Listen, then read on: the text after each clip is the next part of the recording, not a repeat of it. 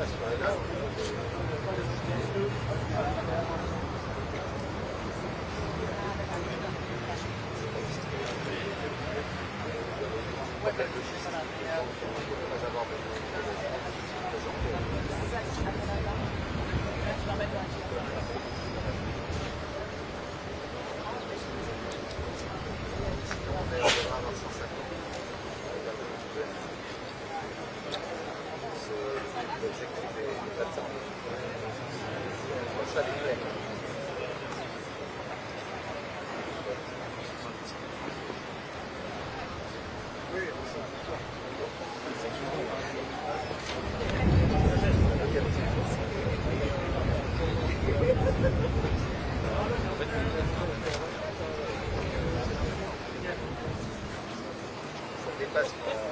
ne vais pas m'élever au-dessus de la condition.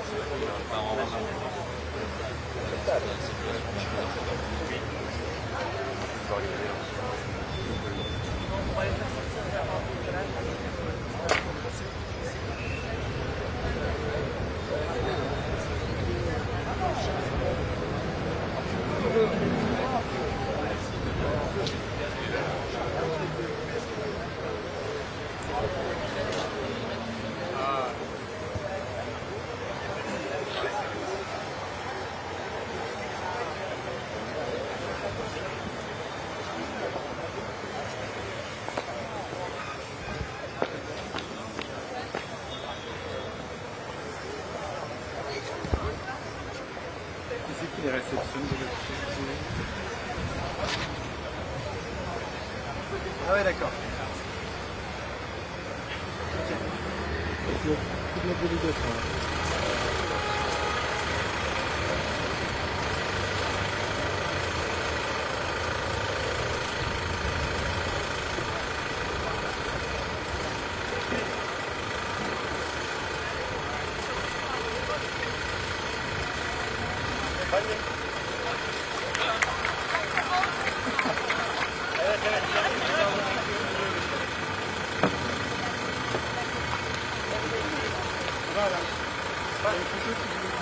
Merci. Je ne savais pas que dans notre protocole, La mais c'est la présidente plus vieille. de l'Institut. D'accord. Bonjour madame.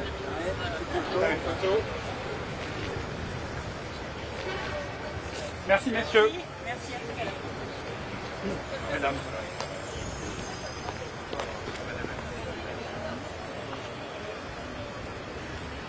Le Brésil, messieurs les photographes. Mauro, Encore une fois. la présidente de l'Institut du monde arabe. Plaisir de vous accueillir. Bien, Mauro. On va faire une photo s'il vous plaît.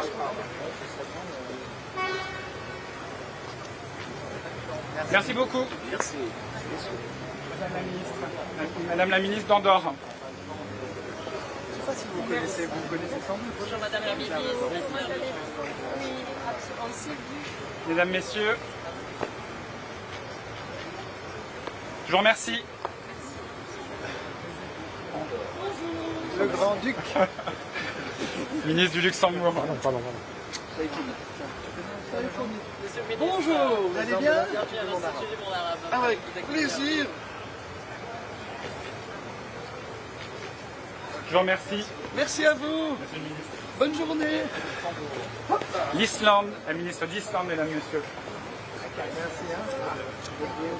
President of the Arab World Institute. Nice to meet you. Je vous remercie. Et le 5.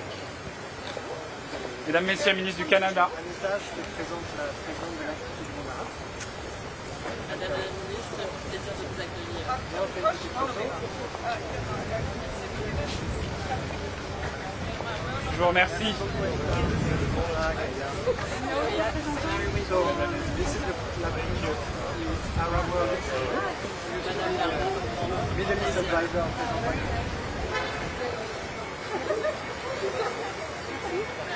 Je vous remercie.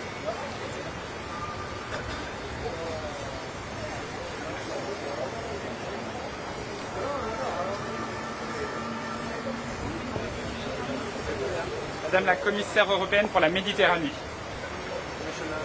Let's meet the president of the Arab world. How are you doing?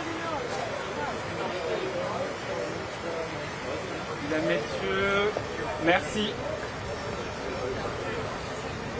Représentant spécial de l'UE, représentant spécial UE. C'est quoi les présentations?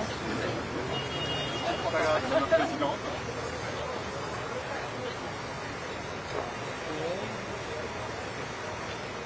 Je vous remercie. Les Émirats Arabes Unis, le ministre, s'il vous plaît. Excellency, you must know avec la légende. Je vous remercie. Merci. Head of delegation de Norvège, chef de délégation de Norvège. Let's work on the election. We should, really. We're going to have a picture, sir. Oh my lord, I didn't know. Okay. There it is. Mesdames, messieurs, Okay. je vous All right, remercie. thanks so much. Bonjour à nouveau. Espagne.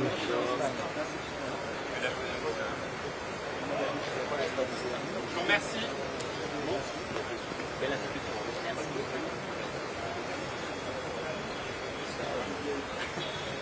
Le Qatar, mesdames, messieurs.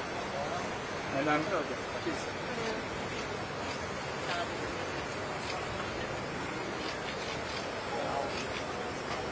Je vous remercie.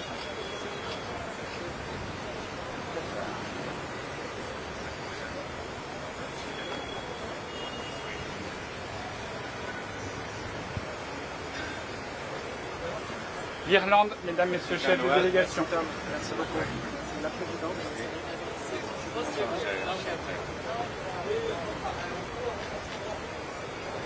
Je vous remercie. Vice-ministre des Affaires étrangères de Turquie, mesdames, messieurs.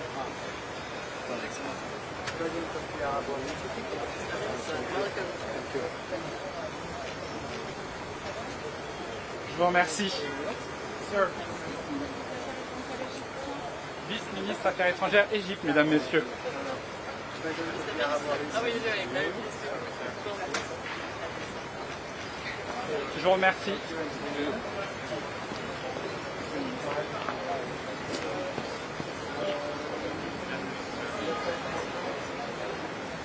Chef de délégation Mexique, mesdames, messieurs. So you skipped the first game, huh? Yes,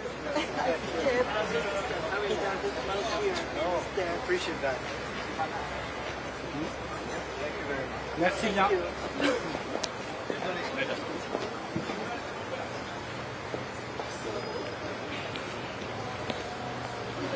Alors, on reste là s'il vous plaît. On va prendre les officiels et les poules. Donc, normalement, il y a à peu près tout le monde. Vous attendez un petit peu.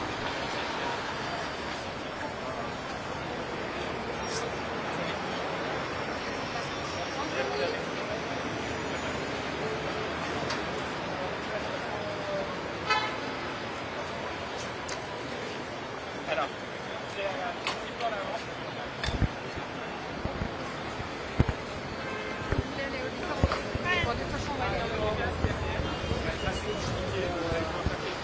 Il y a quelques caméras, il y en a une, mais ça va. On va être un peu serré. Allez, on y va. Excusez-moi.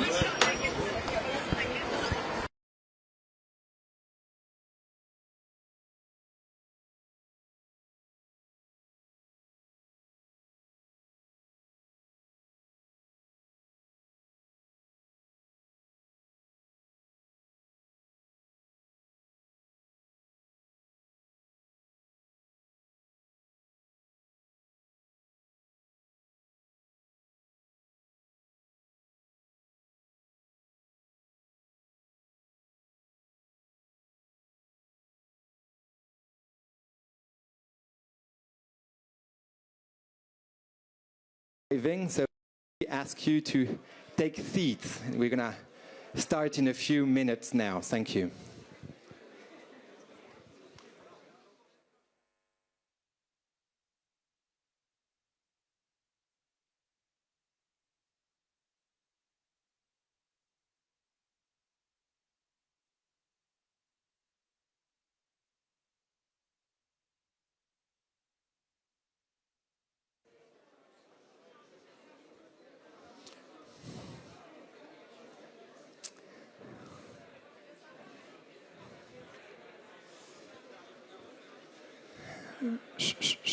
Thank you.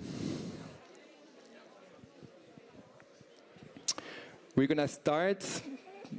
We are welcoming the last delegations arriving. Bonjour, nous allons bientôt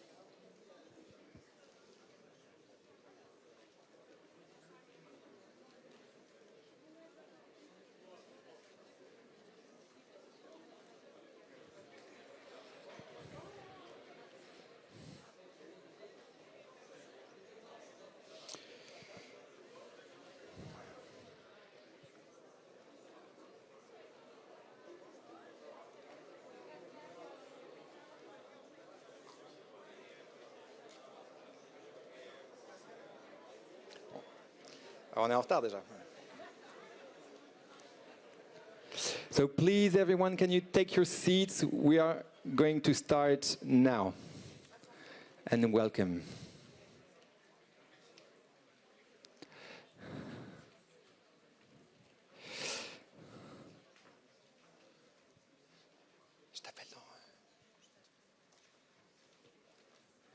Minister Barrot, ministers, representatives, ladies and gentlemen, welcome. Welcome here. Your presence makes this gathering particularly meaningful as it brings together leading voices from civil society dedicated to peace builders, experts, and practitioners committed to the two-state solution. I would like to extend our great thanks to the Institut du Monde Arabe that is hosting us today, and it's my pleasure to welcome on stage its president, Anne-Claire Lejeune, for the welcoming remarks.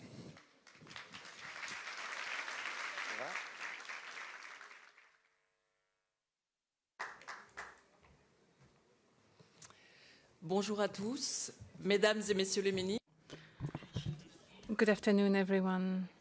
Ministers, Madam High Representative, Madam High Commissioner, ambassadors, ladies and gentlemen, representatives of the Palestinian and Israel civil society.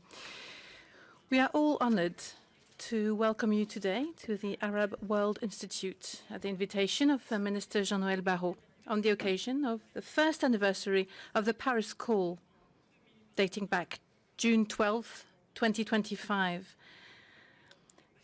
bringing together all representatives of civil societies from Israel and Palestine. Last year's call was a milestone because it was followed by a rare glimmer of hope in many years.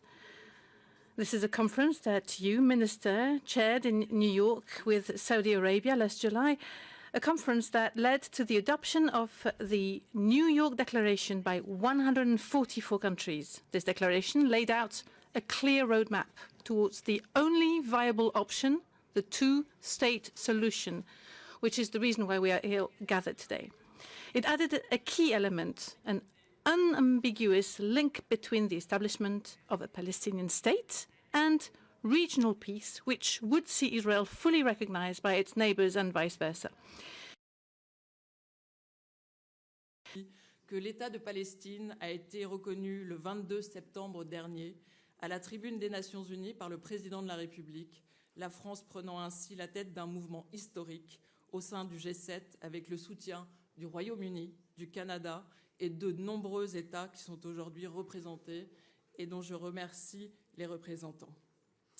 Cela a suscité enfin un cessez-le-feu à Gaza, près de 2 ans après l'attentat barbare perpétré par le Hamas contre des civils israéliens et après le déchaînement par Israël d'une violence intolérable contre les Palestiniens dans une bande de Gaza aujourd'hui détruite.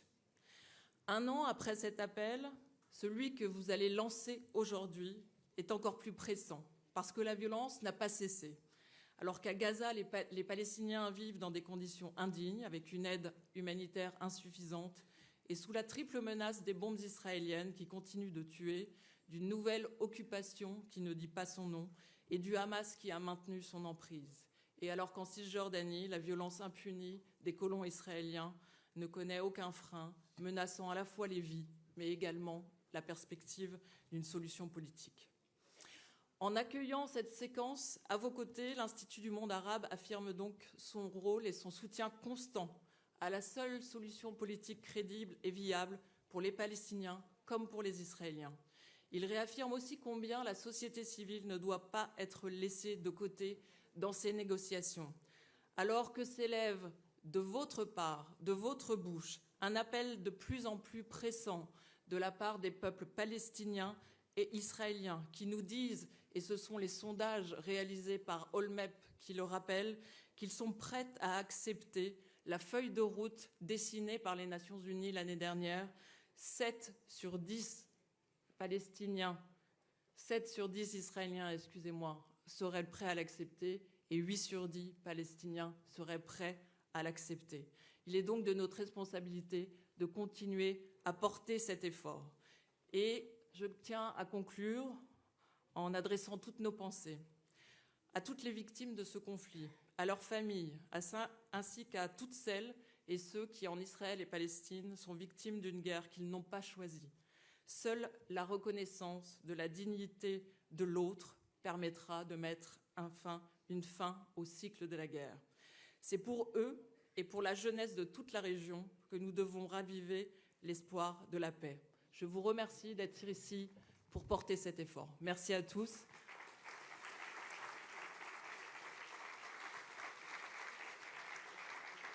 Et sans plus tarder, j'ai le plaisir d'accueillir Jean-Noel Barrot, ministre de l'Europe et des Affaires étrangères de la République française. Merci, Monsieur le ministre.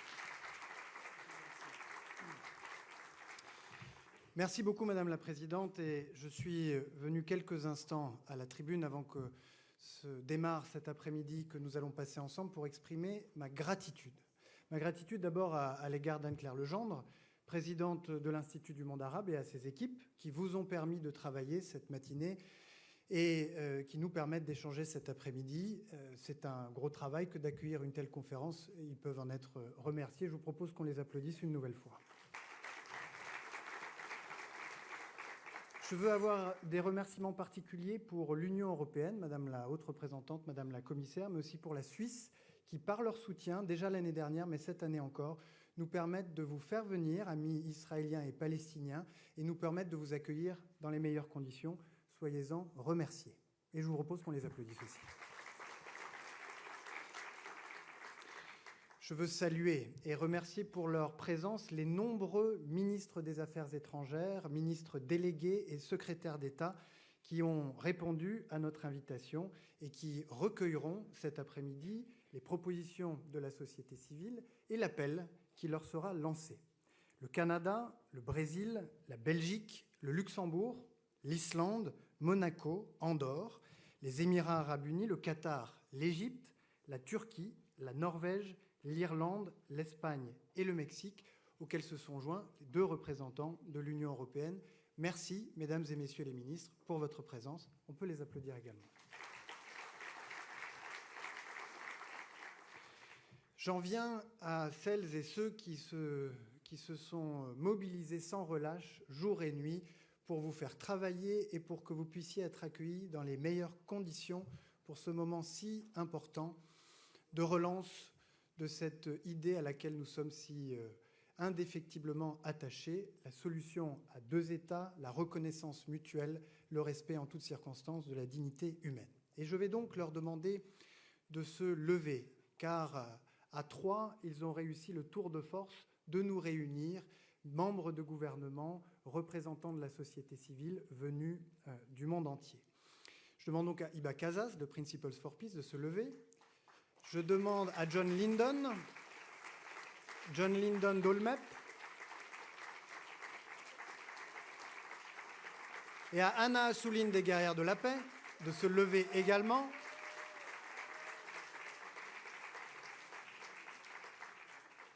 Ça peut sembler évident de vous réunir pour une journée d'échange et de militantisme ici à Paris, mais rien n'est évident. Et tout a dû être engagé, toute l'énergie et tout leur temps, et je veux les en remercier. À leur côté, les équipes du ministère des Affaires étrangères, qui elles aussi ont consacré leur journée et leur nuit à faire en sorte que cette rencontre ait la portée historique qu'elle mérite. Je vous demande de les remercier à leur tour. Puis c'est évidemment vous toutes et tous que je veux remercier parce que le courage dont vous faites preuve au quotidien pour militer pour cette solution à 2 États, militer pour la paix, nous oblige et nous inspire. Vous remercier d'avoir accepté cette invitation qui vous a été faite, de partir parfois dans des conditions particulièrement difficiles pour venir échanger entre vous et échanger avec les représentants des gouvernements que je citais tout à l'heure. Nous savons que pour certains d'entre vous, ce voyage n'a pas été simple et nous voulons vous remercier, je veux vous remercier et exprimer ma gratitude de cet effort que vous avez fait d'être ici aujourd'hui. Vous pouvez vous applaudir, vous l'avez mérité. Et puis je veux évidemment avoir une pensée pour celles et ceux qui auraient aimé être là, mais qui ne sont pas là aujourd'hui. Soit parce que la situation est si difficile, si tragique en Palestine et en Israël, qu'il est difficile, voire impossible, de gagner un aéroport, de braver les checkpoints pour arriver à l'heure et dans les temps à une conférence comme celle qui nous rassemble aujourd'hui. Puis je veux avoir une pensée avec vous pour un homme qui a été pendant des décennies de ce combat, qui a été pour certaines et certains d'entre vous, pour beaucoup d'entre vous, un frère d'armes, un compagnon de lutte ou tout simplement un ami. Ces combats, eux aussi, nous obligent, ils nous inspirent. Chers amis, je vous propose qu'ensemble, nous puissions rendre hommage à Ofer Bronstein.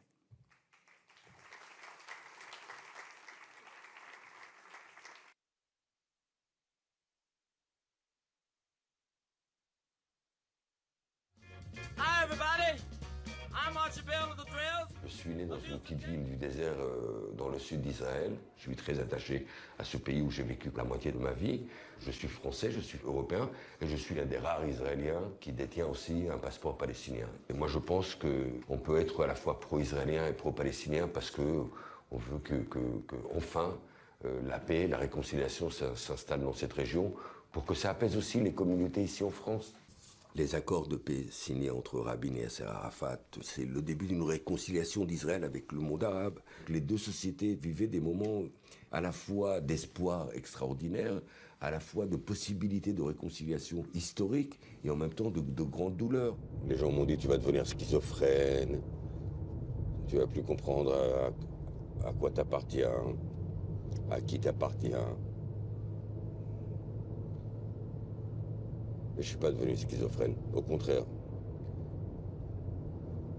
Mon rêve, c'est qu'il y ait un État palestinien qui vive côte à côte en bon voisinage avec Israël. C'est 2 pays que j'aime beaucoup. Israël, j'y suis né, et la Palestine, j'ai été adopté. Les terroristes qu'il a assassinés et ceux qui l'ont encouragé ont gagné leur bataille. Et nous, on est encore endormis dans notre stupeur. Ce qui est terrible, c'est qu'on n'a pas su protéger la paix, on n'a pas su protéger le début du travail qu'on avait accompli pour vraiment reprendre le flambeau, mais on n'y est pas encore. La valeur la plus importante, c'est la valeur de la vie humaine. Le territoire ne peut pas être sacré. Il n'y a rien de sacré sauf la vie. Et ce qui manque, c'est des leaders religieux, des leaders politiques qui mettent la vie et la valeur de la vie avant toute autre chose. Pour créer une culture de paix, pour créer une une dynamique de pédagogie de paix. Pour entamer un processus de réconciliation, il va falloir pardonner les uns et les autres d'actes qui ont été commis envers l'autre. C'est ça qui permettra cette dynamique de respect mutuel et de rapprochement entre les deux peuples. Il y a des forces vives dans la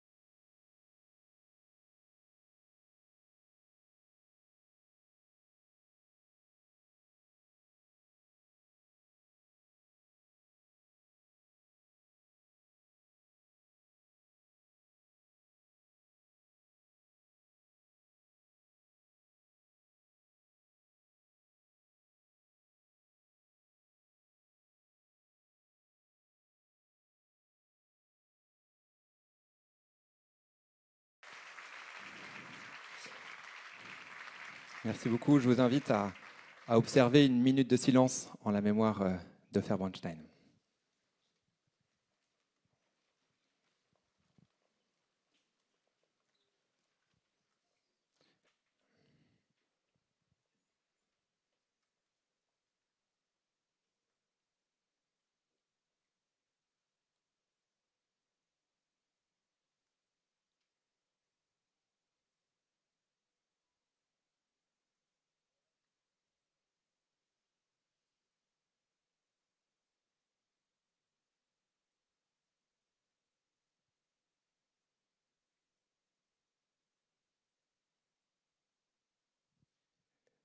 Thank you. For decades, the European Union has been one of the strongest supporters of civil society organizations working for peace, dialogue, and cooperation between Israelis and Palestinians. It's therefore my pleasure to welcome on stage Mrs. Kaja Kallas, High Representative of the European Union for Foreign Affairs and Security Policy.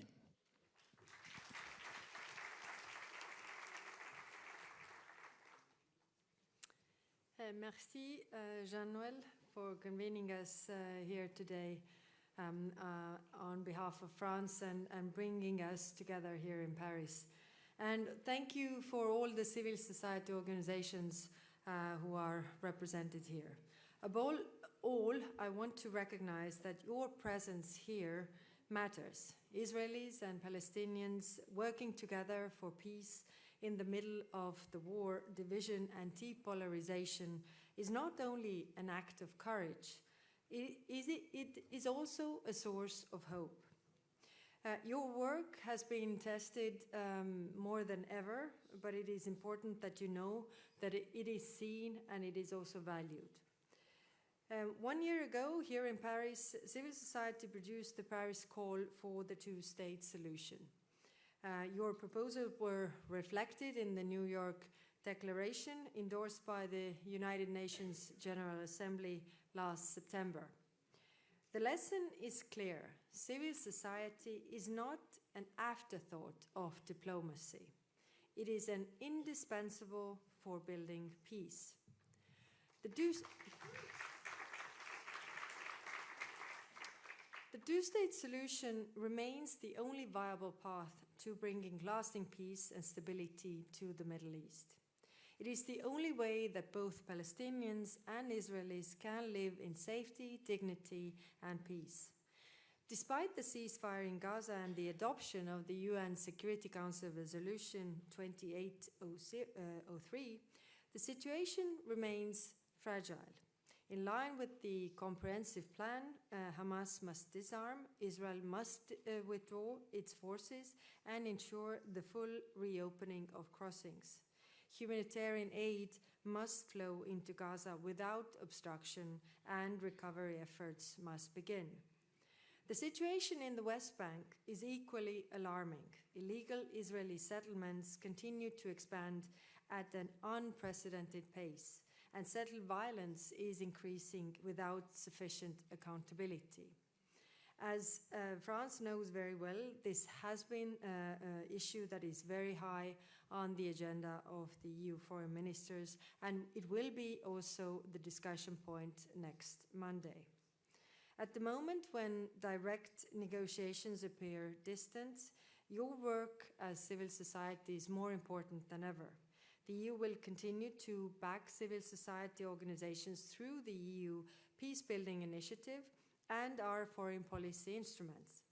Last year, during the Paris call, we pledged over 18 million euros to support civil society organizations. Today, I'm also pleased to confirm that we have mobilized over 20 million euros in additional funding for grassroots peace-building efforts.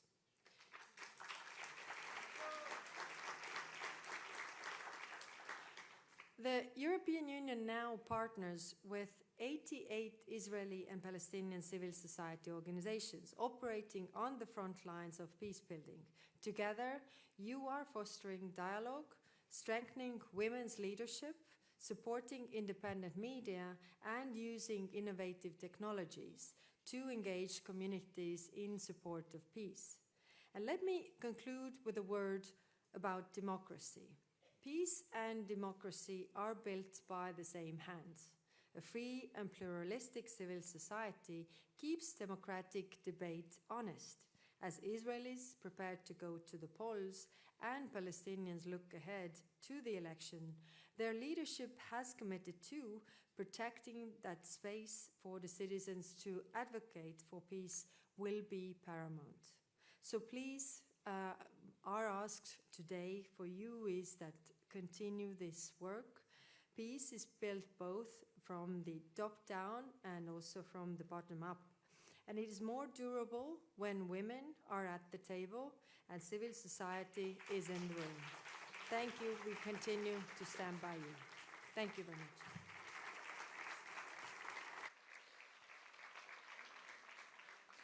Thank you very much for your remarks. And it's now the time to move towards the heart of this high-level sequence with the three panels that will be moderated by my colleague Tristan Oro, who is arriving on stage. He's the head of the policy planning at the Ministry of Foreign Affairs. And I ask the first participant of the first panel to also come on stage now. Thank you.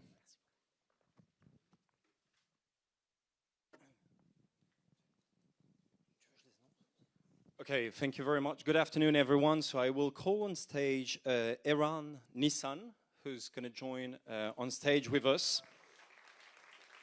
Eran is just over there. I'll introduce him in a minute. I'll call as well Niveen Sanduka.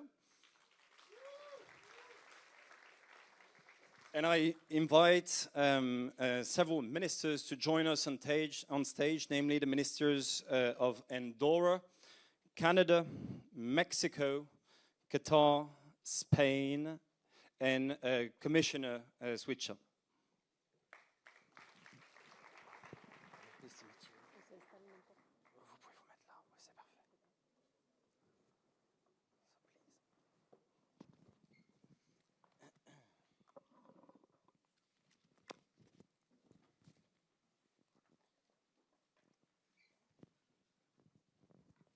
Well, it is a great pleasure to have you all on stage.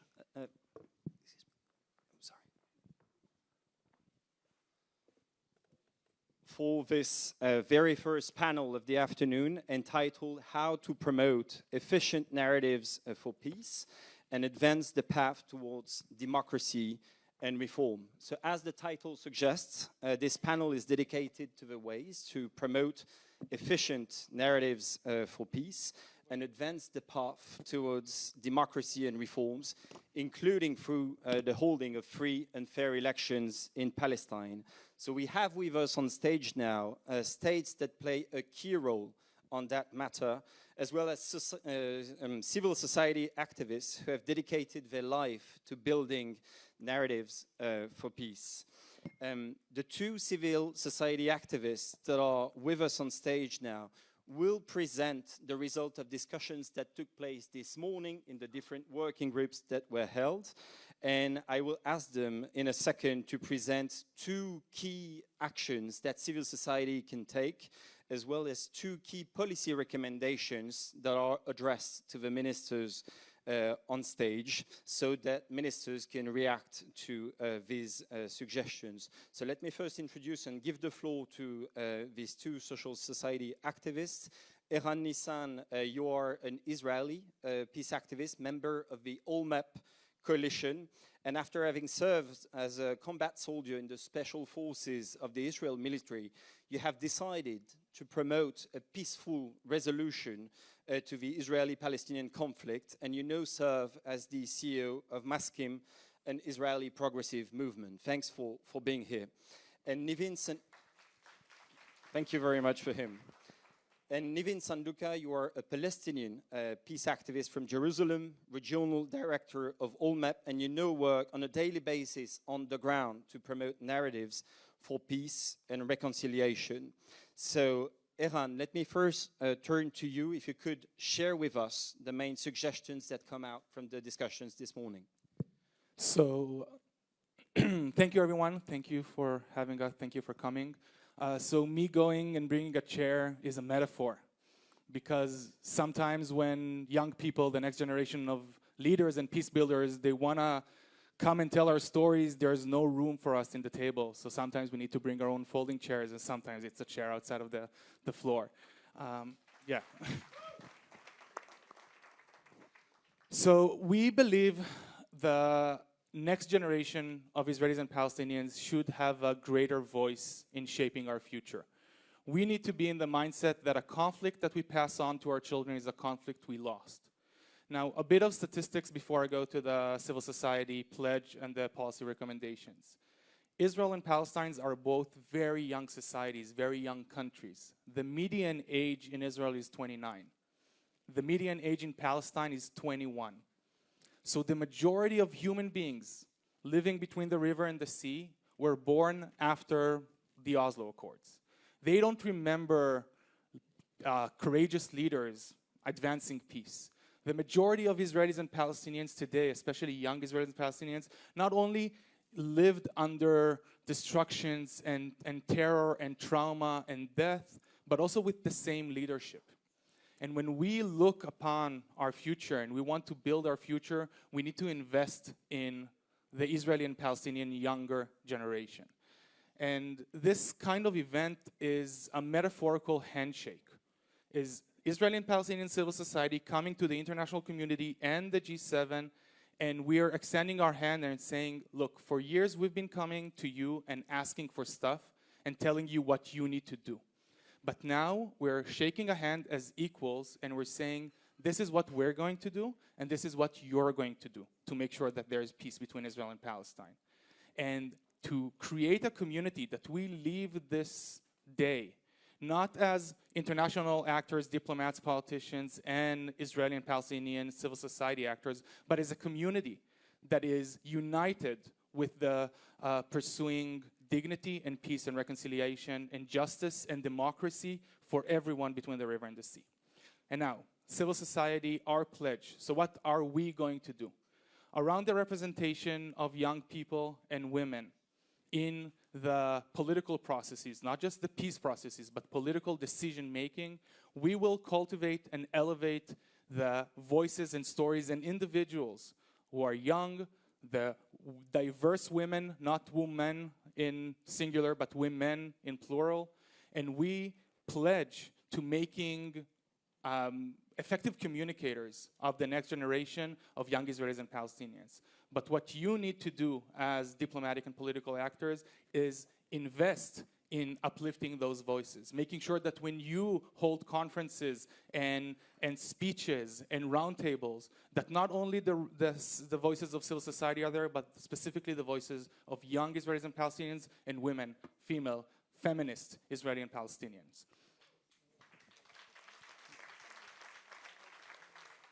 The second thing is about democratic renewal.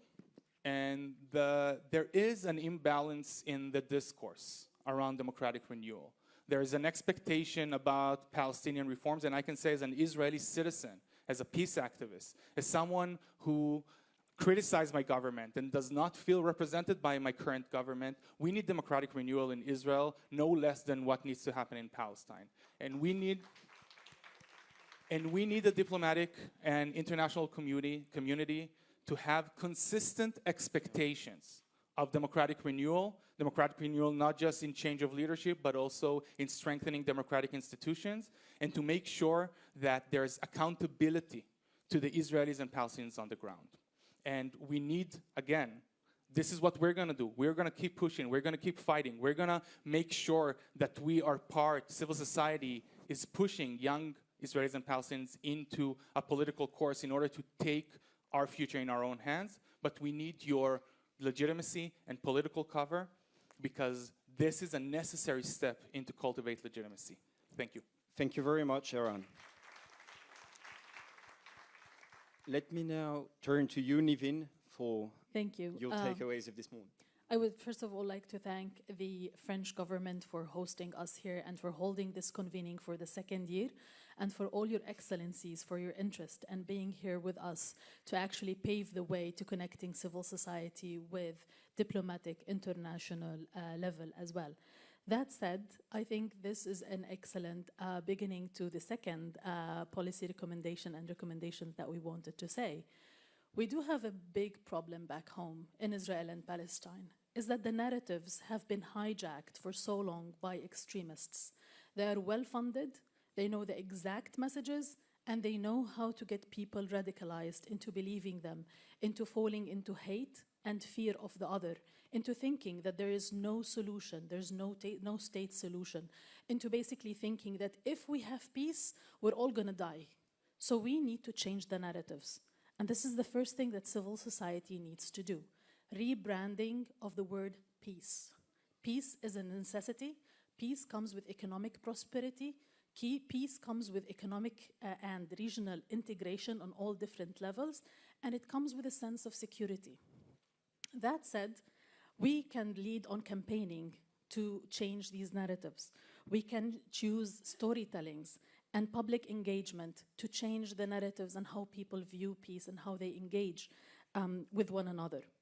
At the same time, that's what we can do on the level of campaigning. But what is happening today on the ground, as we've heard from the esteemed guests and speakers, is that there is an urgency on the ground today. The disastrous humanitarian situation in Gaza, the settler terror in the West Bank, with the displacement in East Jerusalem. All of these issues are urgent, and we cannot just wait for another political horizon. We need to act today on the ground. Today, civil society is offering protective presence for communities in the West Bank.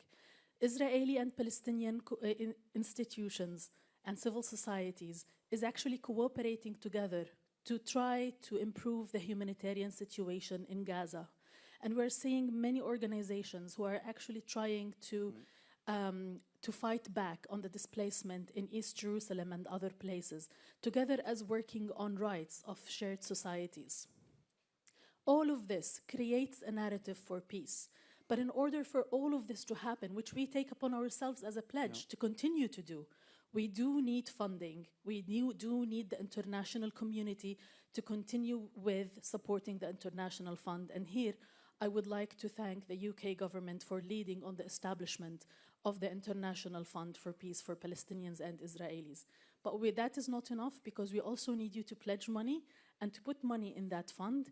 At the same time, we hope that this work and everything that we are offering in a sense of political solutions, the two-state solution is not one shade. There's many shades of a two-state solution.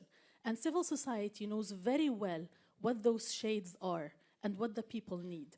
So exactly what Eran was saying, we do need a place at the table to offer you what we're hearing back from our communities so that we can have a sustained and lasting peace for all. Thank you. Thank you very much. Thank you very much, Nivin and Eran, for these powerful words. The importance of youth, women, democratic renewal, peace at the center of the narrative, urgency, those are key elements you underlined. We have limited time, so I need to make a point of order in the sense that we will have to limit interventions to 3 minutes. I know it's my role to say so because we're operating on a tight schedule. So I'll ask now for reactions by ministers standing on the stage, and I'll ask you to keep your interventions short and crisp so that everyone can have a chance to speak. And I'll turn first to Minister Ima Torfhaus from Indore. Merci, et je tiens tout d'abord à remercier la France, cher Noel Barrot, pour l'organisation de cette conférence dans la continuité de l'appel de Paris de 2025. Cet appel qui qualifiait la catastrophe humanitaire à Gaza de, je cite, « blessure morale sur la conscience du monde » a conduit à la conférence pour la solution à 2 États. La principauté d'Andorre y a participé et nous avons reconnu la Palestine, considérant cette reconnaissance comme une étape indispensable pour la paix dans la région. Aujourd'hui, avec cette conférence, une nouvelle étape semble franchie. La pertinence des recommandations qui nous sont présentées montre que le dialogue entre les sociétés civiles israéliennes et palestiniennes est non seulement possible, ce qui est déjà important en soi, mais qu'il peut être de surcroît fructueux.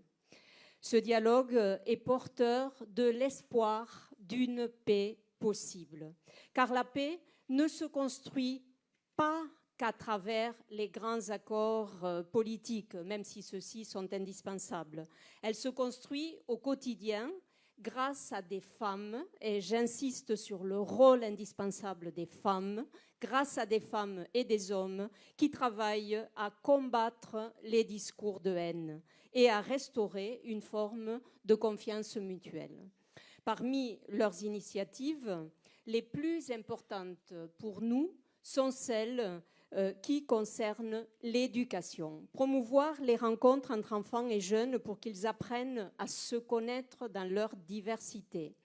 Développer des projets d'éducation à la démocratie, à la citoyenneté démocratique.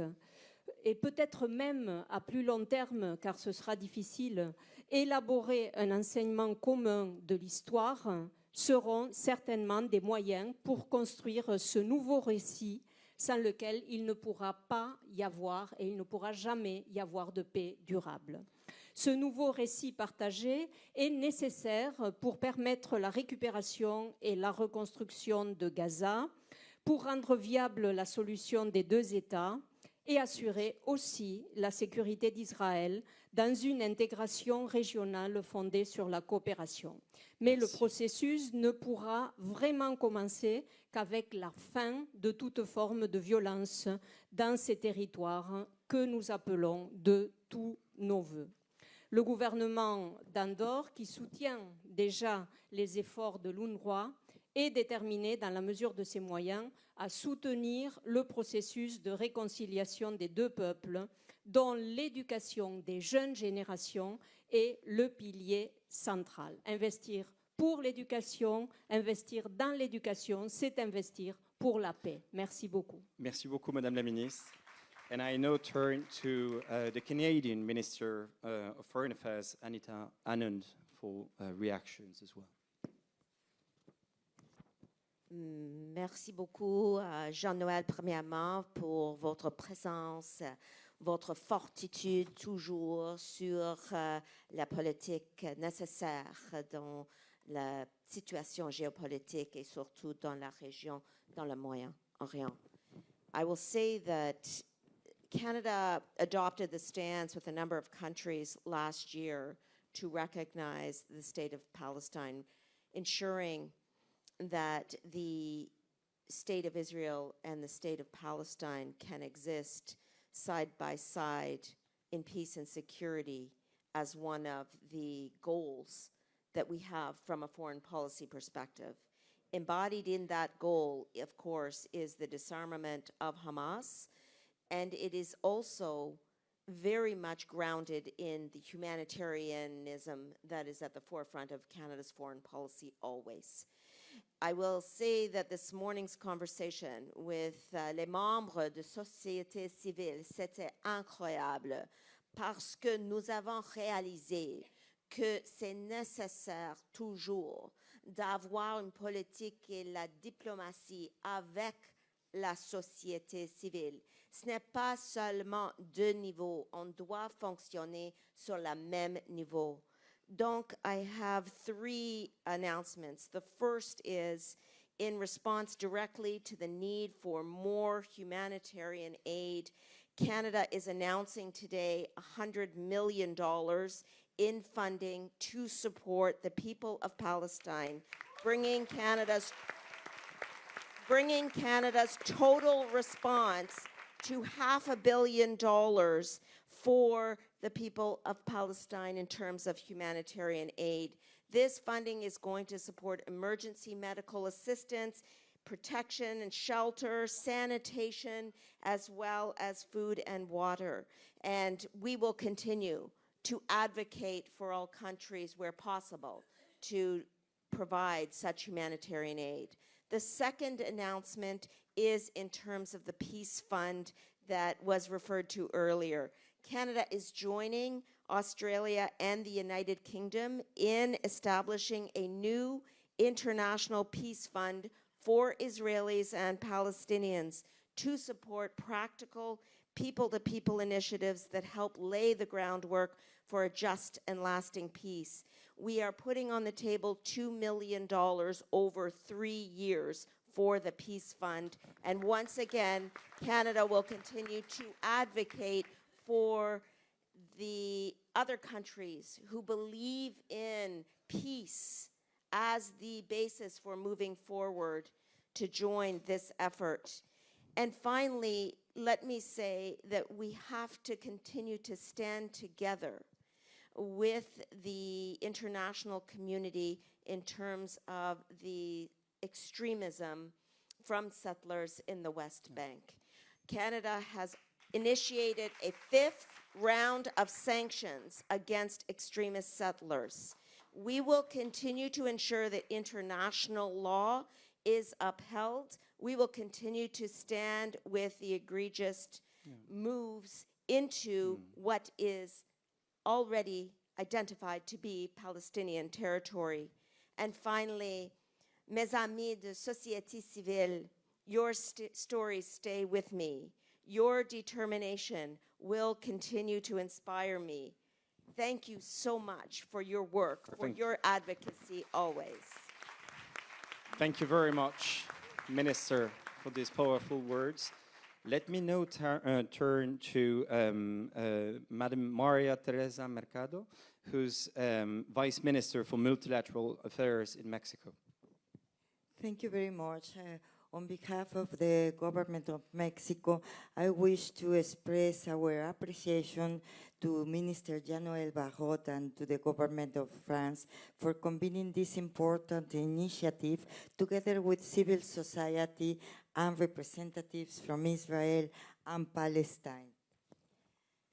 In September 2025, Mexico co-chaired together with Canada and Qatar the Working Group on Narratives for Peace of the UN High-Level International Conference on the Two-State Solution.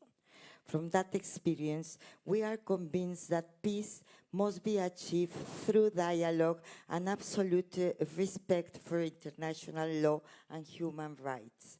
Mexico believes in international cooperation, and we recognize that every conflict has a human face, a dimension that must never be overlooked. We believe that the resolution of any confrontation lies not in the power of force, but in the force of reason and dialogue. It is clear to us that the international community cannot remain quiet to what is happening in the Middle East, in Gaza, and other areas of the occupied Palestinian territory. Mexico's position is clear and long-standing. We support a comprehensive political solution to this conflict based on the two-state framework.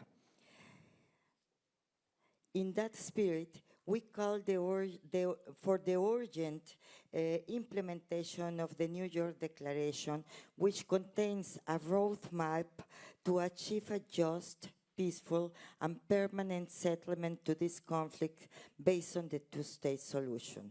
To guarantee that solution, it is essential to continue moving towards dialogue that allows for a total and permanent ceasefire, as well as the lifting of restrictions on humanitarian assistance in Gaza. For any political security solution to be sustainable, a broad transformation is required, one that privileges peaceful coexistence, rejects violence, and promotes a culture of peace. Thank you so much. Thank you so much, Minister. I would now like to turn to Madam Mariam bint Ali bin Nasser al-Misnad, Minister of State for International Cooperation of Qatar, for remarks as well. Thank you so much. The position of Qatar is very clear. We've always supported the political path of the two-state solutions. And when we talk about the political path and two-state solutions, it means peace. And peace cannot be achieved unless if it's signed only on texts or documents. It needs a change of mindset and culture to be built. So unless we have a change of mindset and building a cultural environment that rejects hatred speech and focuses more on investing in education and investing in let's say, more accepting and valuing the humanity of each other, this will not be achieved. And the second thing is that we really think that peace needs human dignity, and there cannot be human dignity achieved unless we guarantee the basic rights of the people. So by guaranteeing, let's say, jobs, healthcare, education, this can be achieved, and also it can build trust. So another thing that I would like to emphasize is the role of civil society. It's very important that we're bringing here the civil society to speak on behalf of themselves and the Palestinian and the Israelis. But it's not going to be achieved unless we protect the work of these civil society and make sure that they are not criminalized or protected, and because it's their role to monitor, it's their role to, let's say, give us the voices of the people on ground. So unless we protect them, I don't think that, again, having them like being out of the picture is going to help. The third thing that I want to mention is the election, the support of the election. The matters that happens inside the countries are internal matters that tackles the people themselves. So we need to empower the people and involve them in these discussions, and they need to be involved in the elections and choosing their governments. So this is another aspect that I wanted to shed light on. And the last but not least, to be very practical, is something that I've always talked about and mentioned, is the political will of the national governments and the support of the international community. So thank you. Thank you so much, Madam Minister. I'm now turning to Commissioner Suica, representing the European Union. Please, Commissioner. Thank you very much. First of all, I want to thank Minister Barrot for convening us here and for convening civil society organizations. And it was an honor for me to listen to you from the grassroots and to listen to your solutions. As our IHR VP rightly said, democracy is top-down, but it's also bottom-up, and it was very important. Thank you so much. Sometimes when we cannot talk to governments, to the authorities, we turn to civil society organizations. You are our best allies on the ground, so thank you once again. Regarding European Commission, which I represent today, we are in very good relations with you. We are supporting both Israeli and Palestinian civil societies, just in numbers, in figures. We supported Palestinian civil society organizations with 51 million euro and Israeli with 20 million euro. So we are working with all of you. But the most important is that we are working with the Palestinian Authority, knowing that the situation in Palestine is really dire, and knowing that you are the ones who work on daily on food, on education, on healthcare, and we can rely on you. But at the same time, we have a big, huge package, which is 1.6 billion euro for the Palestinian Authority. And I will dare say that teachers, nurses, doctors wouldn't have survived in Palestine without this help, because all their salaries depend on this 1.6 billion euro package. Now we are thinking how to include here also policemen, just to understand that we are really your biggest allies, and the European Union and European Commission is the biggest donor or provider to the Palestinian Authority. Of course, I know that the destiny and the future is at negotiation table, so we have to find a way how to come to negotiation table and how to try to reconcile. I'll be brief. I just wanted to speak from my experience, because I experienced the war in former Yugoslavia in Croatia, and I know what reconciliation means, but it could come. It came. You know what? I was running to the shelter during the war, and now I'm here sitting in the European Commission. So it means that democracy works. And so I'm trying not to talk about myself, but just to tell you that it is possible. But we have to believe in this, we have to work on this, and all of us here, all of us are responsible, all of us who sit at the responsible and important tables, and we have responsible functions, so we have to work on it, and I'm sure that we will manage. So thank you very much for this, and we will continue supporting you both, but of course we are supporting peace, security, and it is important not only for Middle East, but it's also important for Europe, and it's important for the world. Thank you so much. Thank you very much, Madam Commissioner, for this message of hope. And last but not least, let me turn to Mr. Diego Martinez-Bello, who's Secretary of State for Foreign Affairs and Global Affairs, representing the government of Spain. Merci, et je voudrais d'abord remercier la France d'organiser cette conférence. Et je voudrais aussi avoir quelques mots pour mon ami Ofer Bronstein. J'ai passé des bons moments avec lui à Madrid, à Paris, à Jérusalem, à New York. Et c'était une personne qui avait un engagement total pour la paix et qui avait une volonté de dialogue et aussi une joie de vivre. Et c'est une grande perte pour tous. I'd also like to pay tribute to civil societies, which we know your role is absolutely crucial. And we know how hard this is, especially in times of conflict, such the ones you're facing. So keep up the good work, and remember the countries taking part in this conference, Spain in particular, we continue supporting your work. Now, I think if we want to change narratives, what needs to change, first of all, is the facts on the ground. And what we see now in Palestine and in the Middle East, but we are talking about Palestine now, it's the increase in settlements, new announcements being made every day, an increase in cellular violence in the West Bank, the ceasefire, which even with the ceasefire will have 3,000 people killed in Gaza, further announcements of increased occupation of Gaza. So I think it's really hard under these circumstances to think that narratives can evolve.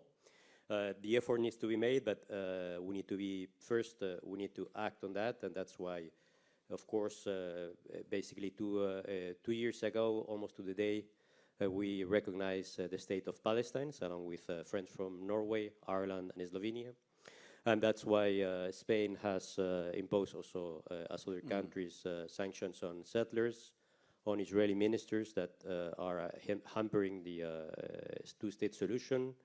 And then we have also forbidden trade with from products originating from settlements, and we'll continue to work along those lines.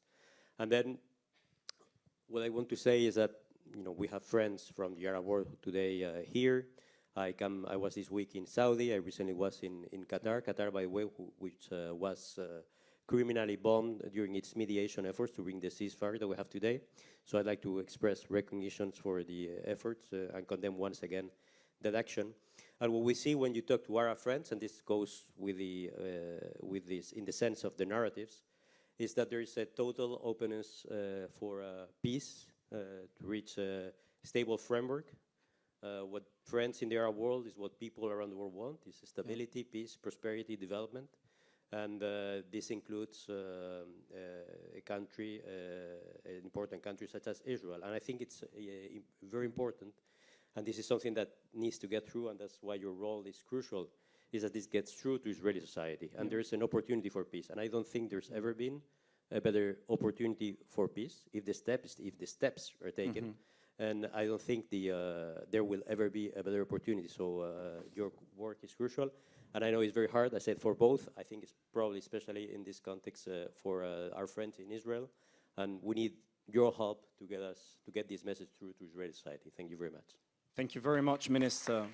And that concludes our first panel. So please join me in applauding all the participants. Thanks again for your powerful messages.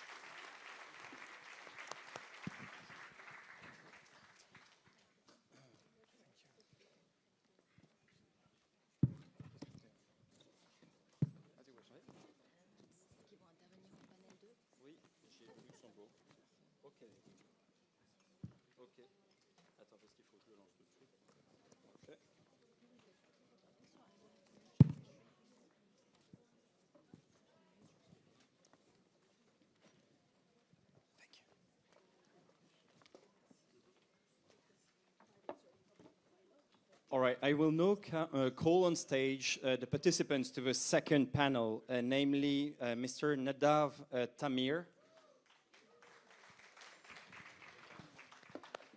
Madam Tani Abudaka,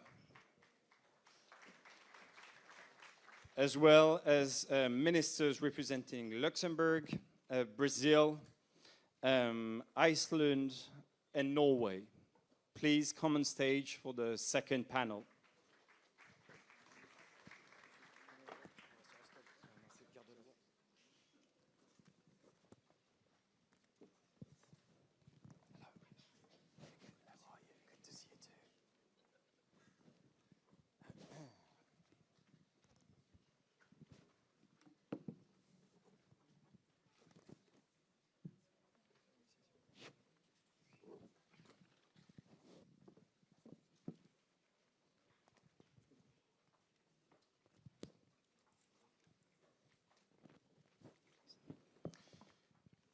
Excellent.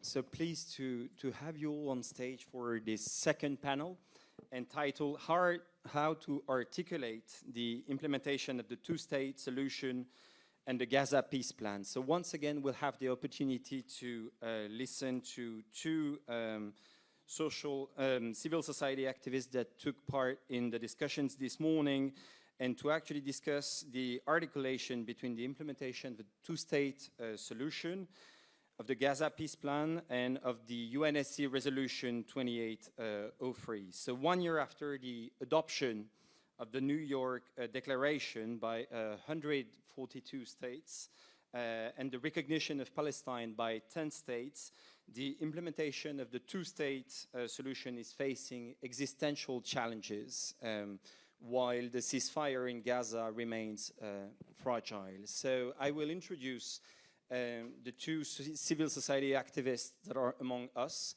Mr. Nadav Tamir, you are an Israeli activist, member of Principles for Peace Coalition. You served as a diplomat for several years, and you are now the executive director of J Street Israel. Thanks for being here. And Madam Tani Abudaka, you're a peace activist from Gaza. You are an entrepreneur and former minister in the Palestinian Authority and the CEO of Gaza Life Power for renewable energy company. And you've created and led multiple projects to empower local women and installed solar panels to mitigate energy shortage in Gaza. So I will invite you to give us in 2-3 minutes, and yeah, please. Okay. So I will turn to you first, Mr. Tamir, to give us in 2-3 minutes the main recommendations and suggestions for concrete actions that came out of the discussion you had this morning. Please. Thank you, and thank you for all the dignitaries and, of course, the hosts and the participants from the region. Iran, Nissan made it pretty obvious that I'm not one of those youngsters. And maybe I'll have to turn it into some kind of an opportunity, because I was involved with the leaders who promoted Oslo, and many of the recommendations of our group are actually very much aligned with the lessons that we learned from Oslo. And of course, the Norwegians who hosted it should be very much thanked for that. So first of all, we'll start with the civil society organizations, because we cannot ask you, the internationals, to do what we don't expect from ourselves and take responsibility and agency.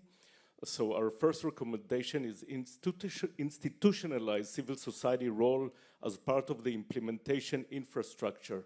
And what we mean by that is that we could be a great resource for our people, but also for you. And we have to find mechanisms where civil society organizations on the ground that are monitoring what's happening, that have a clear picture of what's happening, working with you in order to create those synergies that eventually will promote our shared goals. And if we could even create an institutional civil society organization that works whenever there is either a UN or G7 or any other international mechanism, that we could actually help you understand what's happening on the ground and promote our shared goals. The second one, which is very similar to what was said by the panel before me, is making the two-state solution feel concrete, feasible, and publicly manageable. So of course that requires a real media campaign, but it was mentioned a lot by the previous panel, so I will say something that is somewhat new, which we believe that we also have to work with civil societies in your countries, because for politicians to do the right thing, they need the support of the public. And if Israelis and Palestinians who support peaceful solutions will help to create constituencies who support the leaders in your countries to help us solve this, and one of our members mentioned actually the example of South Africa, how civil society in Europe and the US was very influential in stopping the apartheid regime. And then when I'm getting to our request from the G7, I have to go back to my Oslo lessons. And there were three major lessons what went wrong. One of them was the assumption that the process has to be incremental and that we will get to a Palestinian state at the end, which gave a lot of power to the spoilers of both sides. And our conclusion is that the process has to start with the Palestinian state. And that's why recognition is so important. And that's why I really would like to bring a voice of Israelis and Palestinians to call all G7 countries to recognize Palestine, because now there are 3 out of 4. And it will be, of course, most important if all P5 members will do it, and then it will become real international law. The other, and by the way, those who tell you that this is a prize for Hamas are completely wrong. This is a prize for pro-peace and pro-diplomacy Palestinians and Israelis. Who want to marginalize the extremists of all sides. The second lesson that we learned from Oslo is that the assumptions that we can only do it bilaterally, Israelis and Palestinians, was very naive, because there is no Palestinian leader that could actually give the answers on Jerusalem or refugees or security, which are much larger than just a Palestinian issue. The Al-Aqsa Mosque is important for every Muslim country, and of course, for the entire Arab world. And then the conclusion was there are no partner, so we will move to unilateralism or bypass the Palestinians in the Abraham Accords. But actually the only way to achieve a Palestinian state is with the region. We call it the 23-state solution, not only 2-state solution.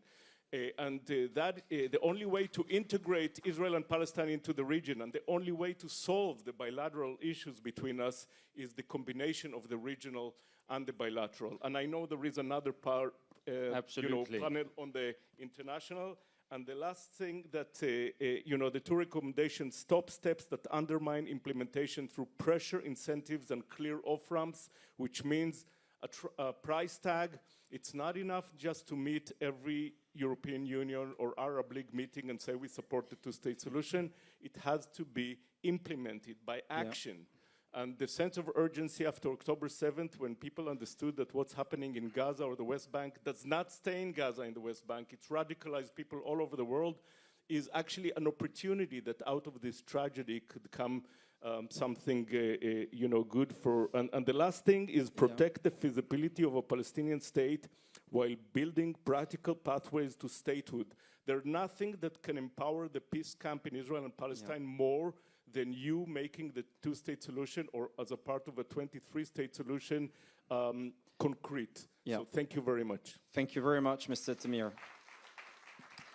Turning to you, Madam Tania Boudaka, could you please share with us those recommendations that flow from the discussion this morning? The first, I want to say that maybe today I discovered that to be the fairest, it's better than to be the second, because he used the most of our time. Please take your time. The first, I want to see that I was proud in the first group that the majority of the group, it was women, young women, which is, I feel it's a very good in my group. I used to be in the group without a woman. While I'm looking for the picture while they are sitting here, it's come to my mind that the Board of Peace, I think only one woman. The Executive Committee for Gaza, it's only one woman. The Technocrat Committee, also only one woman. I said that maybe if they make it like the photos that I saw in the first group, it will be better. We will back to our recommendation and our session. Our session, it was a very huge discussion in the session. A lot of ideas, a lot of thought, but all the people, in the end, we have to have only two recommendations in two levels.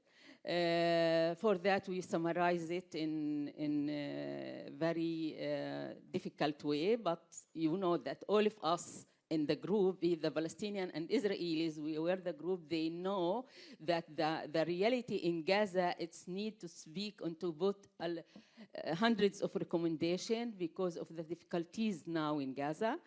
No implementation for the Gaza peace plan. There is no implementation for the ceasefire. Still destroying and killing people. Still Israeli occupied 70% from the Gaza Strip. Still the recovery is not started. Until now, the people, they are living in tents in very bad conditions. And the lack of food, medicine, and everything. And also Israelis, they don't allow to the food to pass to Gaza and the humanitarian assistance to pass to Gaza. They closed the most of the coordination for the international and local organization. They only open it for the traders and the private sector, which is they make it a disaster. They bring the things which is not very important, and they sell it by very high prices. I'm here maybe happy to have all of you as a Minister of Foreign Affairs with us. Always when we have difficulties in Gaza, we want to say, somebody go and speak to the ministers, to speak with the world that we are suffering and something like this. But today I heard from the minister very good recommendation, very good speech, but nothing happening in Gaza. Why? I need all of you to move and to do action to implement what you said. The people in Gaza do not need only speech. They need help now. They need somebody to come and to save their life and their dignity. Back to the recommendation. Thank you so much. The first two recommendations for the civil society action, it was we as a civil society, we are able to connect between the stakeholders and the community and to bring the voice of the Gaza community, women, children, and their need. And also we can build the trust, be the bridge to build the trust between the two people, because without building in trust, we will never have sustainable peace in the area. The governments couldn't do that. Only the civil society can build that, because we succeeded in the civil society. Even during the war, we are sitting together, we are discussing together, we are making lobbying together to save Gaza, to stop the war, to bring humanitarian assistance to Gaza. We need also the government to work as us, and all the world to believe that we can work and we can build the trust between each other. The second thing that we need to be in the decision making with and to sit in the place of decision making in the negotiation also, because we can bring all the details about the situation in Gaza. We can know the reality and bring the real information, because we are working in the field. We are from the grassroots level. For that, we can give more benefit. We can shortages the road for all the people which they are need to want to solve the problem in Gaza. About the policy. Yeah, please. The first, we are. Maybe it's not a huge or important things, but it's not, I mean, that's important. I mean, not the real thing we need, that we need to solve all the problem and build sustainable peace. But to save the life of the people, we need your support to put the pressure to allow the human assistance to go to Gaza. And also there is a lot of international organizations now, they don't have enough money to help, because the war, it's take three years. I will give you one example, that World Central Kitchen, now they stopped the most of their work. They were the most important organization. They were helping the people in Gaza to bringing a hot meal. During the starvation, they were preparing hot meal to the families. They were preparing 1 million hot meal in the day. Now they don't prepare only 200,000, because there is no money. All the donors, they stop to pay money for this organization. So that we give you this recommendation, that to give this international organization and your organization more fund to help the people at the same time. Thank you so much for these powerful words. We're running a bit ahead schedule, so I'll ask participants to keep their reactions short as much as possible. And I will first turn to Xavier Bettel, Vice Prime Minister and Minister of Foreign Affairs of Luxembourg. Please, Mr. Bettel. Thank you so much. D'abord, un grand merci à Jean-Noël de nous avoir conviés, car c'est très humain, mais actuellement, le conflit qu'il y a et la destruction qui continue en Palestine et aussi au Liban n'est plus à l'ordre du jour. On parle du détroit d'Ormuz, on parle de l'Ukraine, et puis on parle d'autres trucs, et puis on regarde plus ce qui se passe là-bas. Et c'est terrible. Donc merci Jean-Noël de nous le mettre de nouveau à l'agenda et qu'on se retrouve aussi tous ici. I will continue in English, so Catherine, so you understand. That's friendship. The second thing I wanted to tell you, it's very nice to make an announcement, and it's very nice to say you need more support and more money. But for the moment, if it's not getting in Palestine, because Israel are not letting things in, and it's closed at the border and stocked at the border, there is a problem. First thing. The second thing is, as soon as we as European Union, and before everybody thought as European Union do a great job, I have to tell you I'm a bit disappointed, and not saying that I'm pissed off. the fact is that when we want to take decisions, we need unanimity. And I got a letter last week from the Israeli ambassador in Brussels to tell me that I was a rude politician because I said, a bad boy. No, not that bad, Jean-Noel. Sometimes. In fact, because I said publicly that very often when you speak to Israelis, they tell you, nothing will happen to us. America will protect us in New York, and Germany and Austria will protect us in Brussels. And when you say that publicly, that Austria and Germany are very often arguing that they still have a debt, an eternal debt for them. And I said that publicly, and that's not a reason to accept what's happening today. And I got a letter from Israel that I'm really not taking responsibility for everything what happened during the Holocaust. I don't agree that if you criticize an Israeli government today, you are considered as anti-Semitic. That's not a way to accept.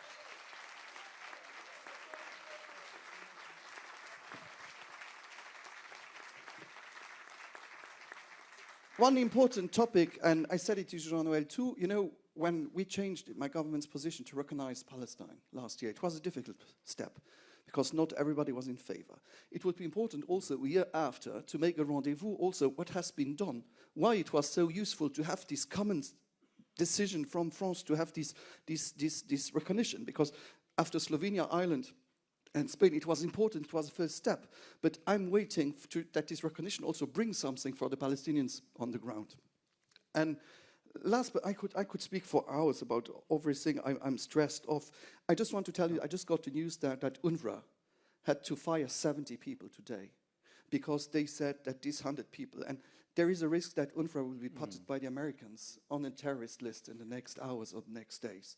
I've been there. I just want to tell you that, and the topic was about peace, board of peace, and etc.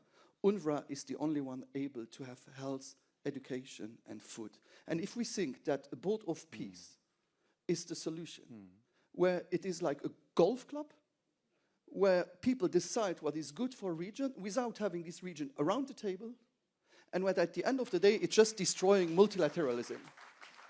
I believe in the UN. I believe in the UN. UN is not perfect, but at least it respects the size of the countries, the backgrounds of the countries, and it's not because just of money reasons that we do politics on the ground. So I'm not in favor of the... If there is a solution tomorrow, and a step and peace, I agree. But for the moment, I just see the continuation of destruction.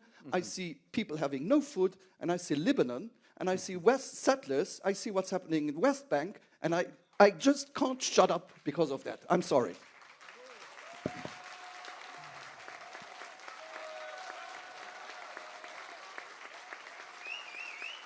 Thank you so much, Mr. Bettel. And I will now turn to Mr. Mauro Luis Leque Vieira, Minister of Foreign Affairs of Brazil. Thank you. Thank you very much, first of all, for inviting me to this conference and to this panel. The ongoing humanitarian catastrophe and potential war crimes and crimes against humanity, including genocide in Palestine, must be neither forgotten nor neglected.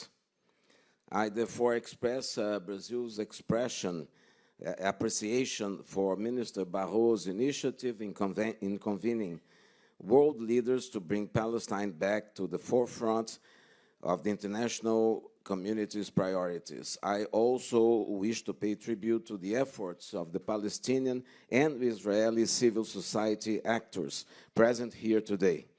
For decades, laws and measures have been imposed to segregate and divide you. As stated by the International Court of Justice, these laws and policies maintain a near-complete separation in the West Bank and East Jerusalem, amounting to a breach of Article 3 of the International Convention on the Elimination of All Forms of Racial Discrimination. Irradiating racial segregation and apartheid, as required in Article 3 of the Convention, calls for dialogue grounded in peace and mutual understanding. I would like to add that in Brazil, in its explanation of vote at the UN in 1947, expressed doubts as to whether the two-state solution could be viable in the absence of meaningful relations between the two peoples. This continues to be very important today.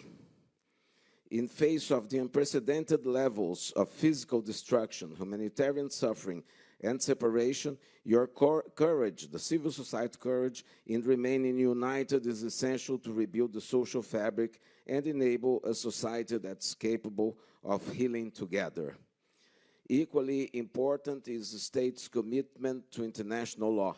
In 1916, a Brazilian diplomat and jurist, Rui Barbosa, warned that neutrality admits no passivity and that there can be no impartiality between law and justice.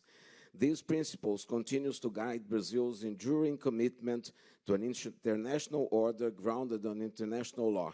In this spirit, Brazil co-chaired alongside with Senegal the working group on the promotion of respect for international law with a view to implementing the two-state solution at the 2026 Conference on the Implementation of the Two-State Solution. Resolution ES 10/24, the Brussels Menu of Choice, and the New York Declaration and its annex already set out a clear roadmap. What remains lacking is not guidance, but political will to implement these recommendations. We must not wait passively while widespread illegality and injustice persists. That would not be neutrality, but neglect, as Rui Barbosa underscored nearly a century ago. I thank you.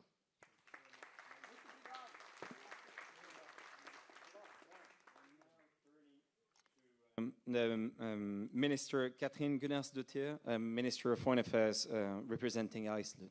Yes, thank you so much, and thank you, Jean-Noel, for the invitation here today to join you, and it's always good to meet my beloved colleagues here, and I agree with everything what Xavier and all of you sit here. It's really important to meet the colleagues, but it's also very valuable for me to have this opportunity to meet with Israeli and Palestinian civil society representatives, where it's so obviously you are so committed to a lasting peace, security, and justice for all in the Middle East. Very good to feel this and notice this sincere and united approach from all of you here.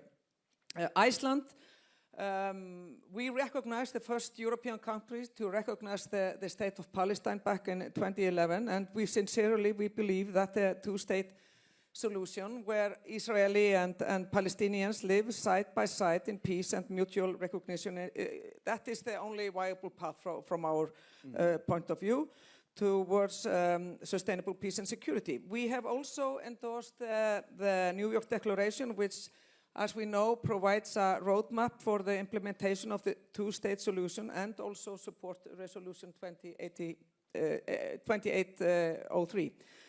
And the promise of that resolution, however, from my point of view as well, remains unrealized, and progress is deeply needed towards the peace and relief it pledged for the Palestinians in Gaza. So its implementation is of course, crucial. Humanitarian assistance, very important. Recovery and reconstruction will have to go hand in hand in Palestine, and humanitarian and development actors must work closely together with very important relevant local institutions to ensure it achieves its desired results. Okay, so we should, as an Icelander coming from a small nation, 400,000, a little bit smaller than Luxembourg, with no army, very peaceful nation. How can we be of use? So we are, firstly, we are supporting financially international humanitarian institution as UNRWA. UNRWA is our main focus, and why? Because it supports the building of infrastructure through education and healthcare, focusing also on youth, young people, and not least women first. Secondly, we have also made an agreement with the PA, 3 years agreement to support that we have a good and strong and recognized governance in Palestine. And thirdly, what can a small countries do, we can use our voice. And that is what we are doing. We have consistently been standing up for international law, including international humanitarian law and human rights. And we also underlined this by deciding to intervene in the case brought by South Africa against Israel before the International Court of Justice. And from my point of view, by intervening in the case as a contracting party to the convention, we under the Convention on Genocide, UN Genocide Convention, we are also underlining our trust for independent and impartial courts and the role they play now in the rule-based order. So advocating for peace, we are calling for action understandably. But I think it's very important when we are advocating for peace, for a lasting peace, that we also have in mind that the multilateral system that we hold so dearly of, like the UN institution, etc., EU as well, all the multilateral system is in a way under attack. And that's why we have to have the courage to stand up for the rules-based order, for the respect for international law, not least human rights and humanitarian law. So that is the position of Iceland regarding Palestine. We are doing what we can in that regard.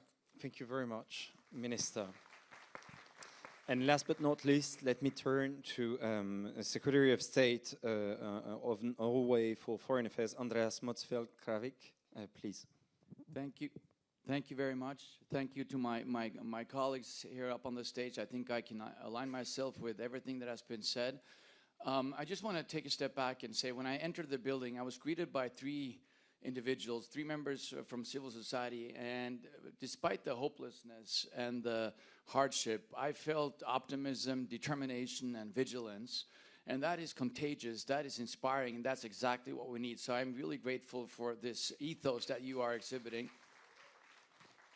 I have to say, when we talk about this conflict, we can talk about policies, but we should also talk about mindset and narratives.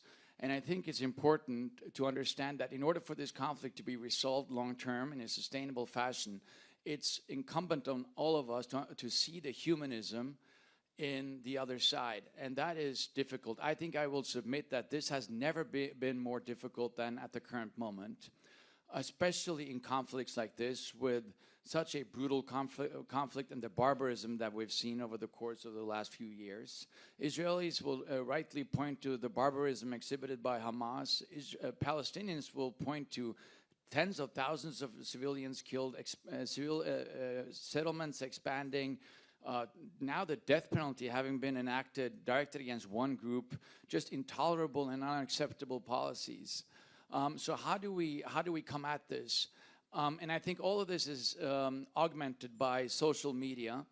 Social media is driving us all to become more polarized, more extremist almost. That's how, if you want to get traction on social media, that's how you do it. And that's just one of the effects. Another effect is you start thinking that the other side is just is only comprising extremists and people unwilling to compromise. But what you are showing is that it is possible to find landing zones. It is possible to find compromise, and that is extremely important. Let me just say a few words about some policies that we think are important. I'd like to align myself with the first speaker. The Oslo process, and I can speak to that as a Norwegian, I think, with some authority, presupposed that we would get to a Palestinian state by incremental steps. But I think he is right in saying that we were all held hostage by this way of thinking, because Israel would typically say, don't do this, don't do that, because you will undermine the process. At some point, we had to say enough. And that's why we and others decided to recognize Palestine as a state. So I think there are some negative trend lines, but there are also some positive trend lines. And the first and foremost positive trend is that never in human history has more states recognized Palestine as a sovereign state. That is important. Going forward, and I'll be quick, I know we're out of time, but just going forward, I think what we need to do is we need to hold perpetrators of international crimes accountable. So we have initiated, together with some of the countries here, new sanctions against violent sectors. That's important. We need to give space and... Yes, so we're exactly, and we're all right. Yeah, please let him answer. That's excellent. And let me just talk now, and then you can talk after. We are doing exactly what this gentleman is advocating for. We are, in fact, putting in place sanctions against Israeli settlements or settlers. So we're doing that. We have also enacted sanctions against Israeli ministers responsible for some of these atrocity crimes. We need to give support to the International Criminal Court as the court is proceeding with its investigations of those perpetrating international crimes. We need to ensure that Hamas is decommissioned. We need to provide humanitarian access and ensure that any impediments put in place are not just referred to as unacceptable, but we need to push back hard. And funding is important. Unfortunately, we're seeing very many countries, not just globally, but also in Europe, retreating from their obligations to fund humanitarian actors, to fund civil society. And finally, what we need to do, and this is my very last point, we need to ensure that civil society is at the table when solutions are discussed. So thank you very much. Thank you for that last point, which echoed what was said. I'm sorry, we're really behind schedule. About the sanctions, you have to know that now I read in the papers that the Minister of Foreign Affairs from Czech Republic say publicly that they won't support any sanctions. That Slovenia said that they won't support any sanctions. That the Israelis said that they will open now an embassy in Slovenia. That the German one said that they won't have any sanctions. Then it's not even an unanimity. I don't know if even if we have a majority.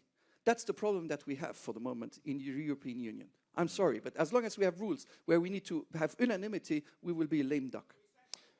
Thank you very much.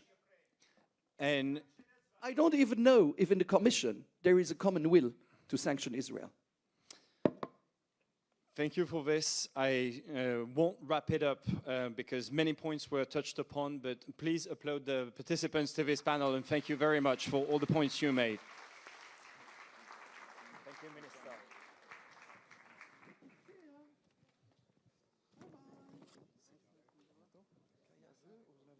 Comment? Je sais bien. Je sais bien. And for our third panel, it's my pleasure to call on stage Mr. Gideon Bromberg and Madam Iba Casas, as well as ministers from Egypt, the Emirates, Ireland, Turkey, and Monaco. So please come on stage for this third panel.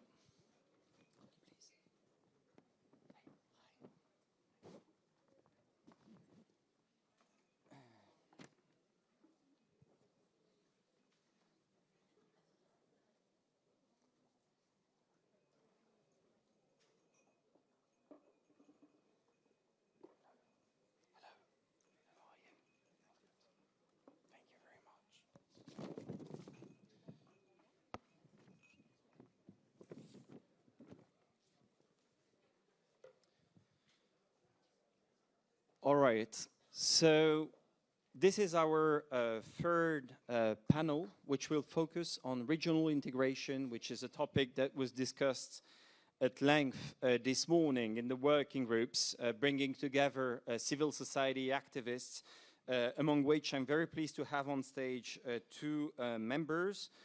First of all, Gideon Bromberg, you're a member of the Principles for Peace and ALMUP coalitions. You're the Israeli director of EcoPeace Middle East, a regional organization which brings together Jordanians, Palestinians, and Israelis to promote sustainable development and advance peace efforts in the Middle East. So thanks for being here. And next to you is Madam Iba Casas. You have an experience of more than 17 years at the United Nations, and you are now the director of Principles for Peace, a coalition of more than 550 Israeli and Palestinian leaders who gather discreetly to advance pragmatic and actionable solutions for peace and security in the region. And our Minister of Foreign Affairs, Noel Barrot, has participated to your fantastic event in Geneva this year, the GAPS MENA Dialogue, so thanks again for being here. Let me turn to you first, Gideon. If you could sum up in a few minutes, given the time pressure we're under, but in a few minutes, the main recommendations and concrete actions you'd like to share with the participants to gather their reactions. Please, Gideon. Thank you very much, and thank you very much to the Foreign Minister of France for the invitation and all the other foreign ministers and distinguished guests. We are here in a European capital that has known death and destruction for centuries. And Europe was able to come together through the leadership of countries like France, Germany, and then the creation of the European Union. And therefore, please don't give up on the Middle East. The Middle East can also come round. Israel and Palestine can make peace. And a critical aspect to that is that we need the support of the rest of our region. And that's exactly why regional integration is critical to peacemaking between Israel and Palestine and the broader region. In our working group on regional integration, we reached consensus amongst Israelis and Palestinians. And we reached consensus because we discussed and agreed on basic shared values that are not dissimilar to the shared values that have brought together Europe. Shared values of dignity and self-determination for Israelis and Palestinians, but not only, but also for Lebanese and for Iranians and for Syrians. Dignity in shared prosperity, security for all, and tolerance and multi-faith, and last but certainly not least, climate resilience that threatens us all. Our request to the G7 is to invest in civil society coalition building, which is as broad as the region is. We need Palestinians and Israelis and Jordanians, but also Iranians and Lebanese and Syrian civil society to be working together. We need to be working together towards our short-term goals, preventing the collapse of the PA. There is no regional integration without the Palestinian Authority. We need to meet regional urgencies of Gaza and the region in basic services of water and energy supply for all of our populations. And of course, the longer-term coalition building efforts that we ask the G7 countries to join the efforts of the new peace building fund that was created. Secondly, our call to the G7 specifically is on the discussions of IMEC, the India-Middle East Economic Corridor, that we do understand will be discussed at G7, that was announced as part of the G20 initiative as well, that there is an importance to embrace that this economic initiative not just remain an economic initiative, but that it embrace the values that we discussed earlier of shared prosperity, of geopolitical peace building, that this economic initiative needs to become and can become a peace initiative that helps, that IMEC can help in the rebuilding of Gaza through private sector-led investments, in the rebuilding needs of Lebanon, and in the rebuilding needs of Syria. Coal and steel was the economic engine that built Europe, that brought Europe together. Please, in your discussions in the G7, look to your existing agreement of IMEC and economic corridors, and use those economic corridors as you have done in Europe itself to build the peace and justice that we desperately need. Thank you so much, Gideon. Let me turn to you, Madam Iber-Cassis. Thank you very much, and thank you very much, Minister Barrot, for your leadership, and for France for convening us here today. We've discussed within the security group quite a lot of topics, but I think there's one starting point, that security is the hinge on which a political solution to the Israeli-Palestinian conflict actually rests, whether there is feasibility or no feasibility. We are stuck within the region, within escalation dominance, which is really becoming the organizing factor in our region, but it is sending shockwaves globally. So we see in this very difficult moment also an opportunity to reconfigure a new regional political and security framework, which will include a resolution to the Israeli-Palestinian conflict, because there is no stability in the region without a resolution to the Israeli-Palestinian conflict. I think there are two other points before I go to the recommendations that we have to the G7. Was that one of the points that we've discussed is that there's more realization amongst pragmatic leaders in both societies that there is no military solution to this conflict. It's 3 years, Hamas still in Gaza. We have, of course, degraded, but it's still there. We have Hezbollah still in Lebanon. So while the public opinion in Israel continues to be very hard, one of the points that we would discuss is that there is growing realization that the status quo is simply not sustainable. So there is an entry point for a new regional political and security framework. But that will not happen bilaterally. So this is a common thread that you're hearing from all of the groups. This needs a regional and international engagement, and it needs a coalition of committed partners, and the G7 can be a conduit for this, and the region is the other very important partner in this effort. So we had two calls we would like to make to the G7. First is the importance of removing all obstacles to implementation through coordinated diplomatic pressure, incentives, and advocacy. And when we're talking here, we're talking about all the obstacles that today push us back from the implementation of the promise of the New York Declaration and President Trump plan and UN Security Council Resolution 2803. And in addressing these blockers, we see a set of points, which some of them were mentioned already, but they came out as a security imperative. And amongst these is settler terrorism, the physical strangulation of the PA, the de facto annexation in the West Bank, and seeing these as a security threat to both Israelis and Palestinians alike, because they do undermine the political solution.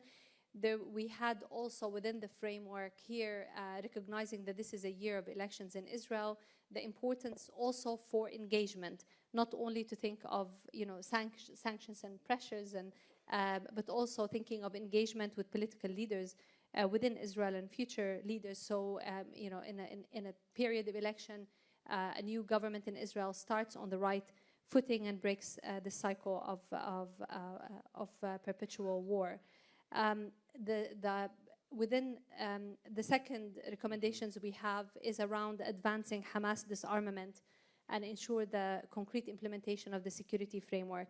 It's very important that the G7 plays an active role in operationalizing the promise of the New York Declaration, but also the Security Council Resolution 2803 with the formation of the ISF. And we know that there's an issue of sequencing around Hamas disarmament and ISF, so we do have a concrete recommendation to the G7 to actually advance a senior military team from members of the G7 to go and start on the ground laying the conditions for the establishment of the ISF, because the ISF, the International Stabilization Force, will be key, and also to lift the veto on the PA engagement to unlock the question of disarmament of Hamas, because the PA engagement will provide cover for disarmament of Hamas, and to open a channel for DDR with this involvement.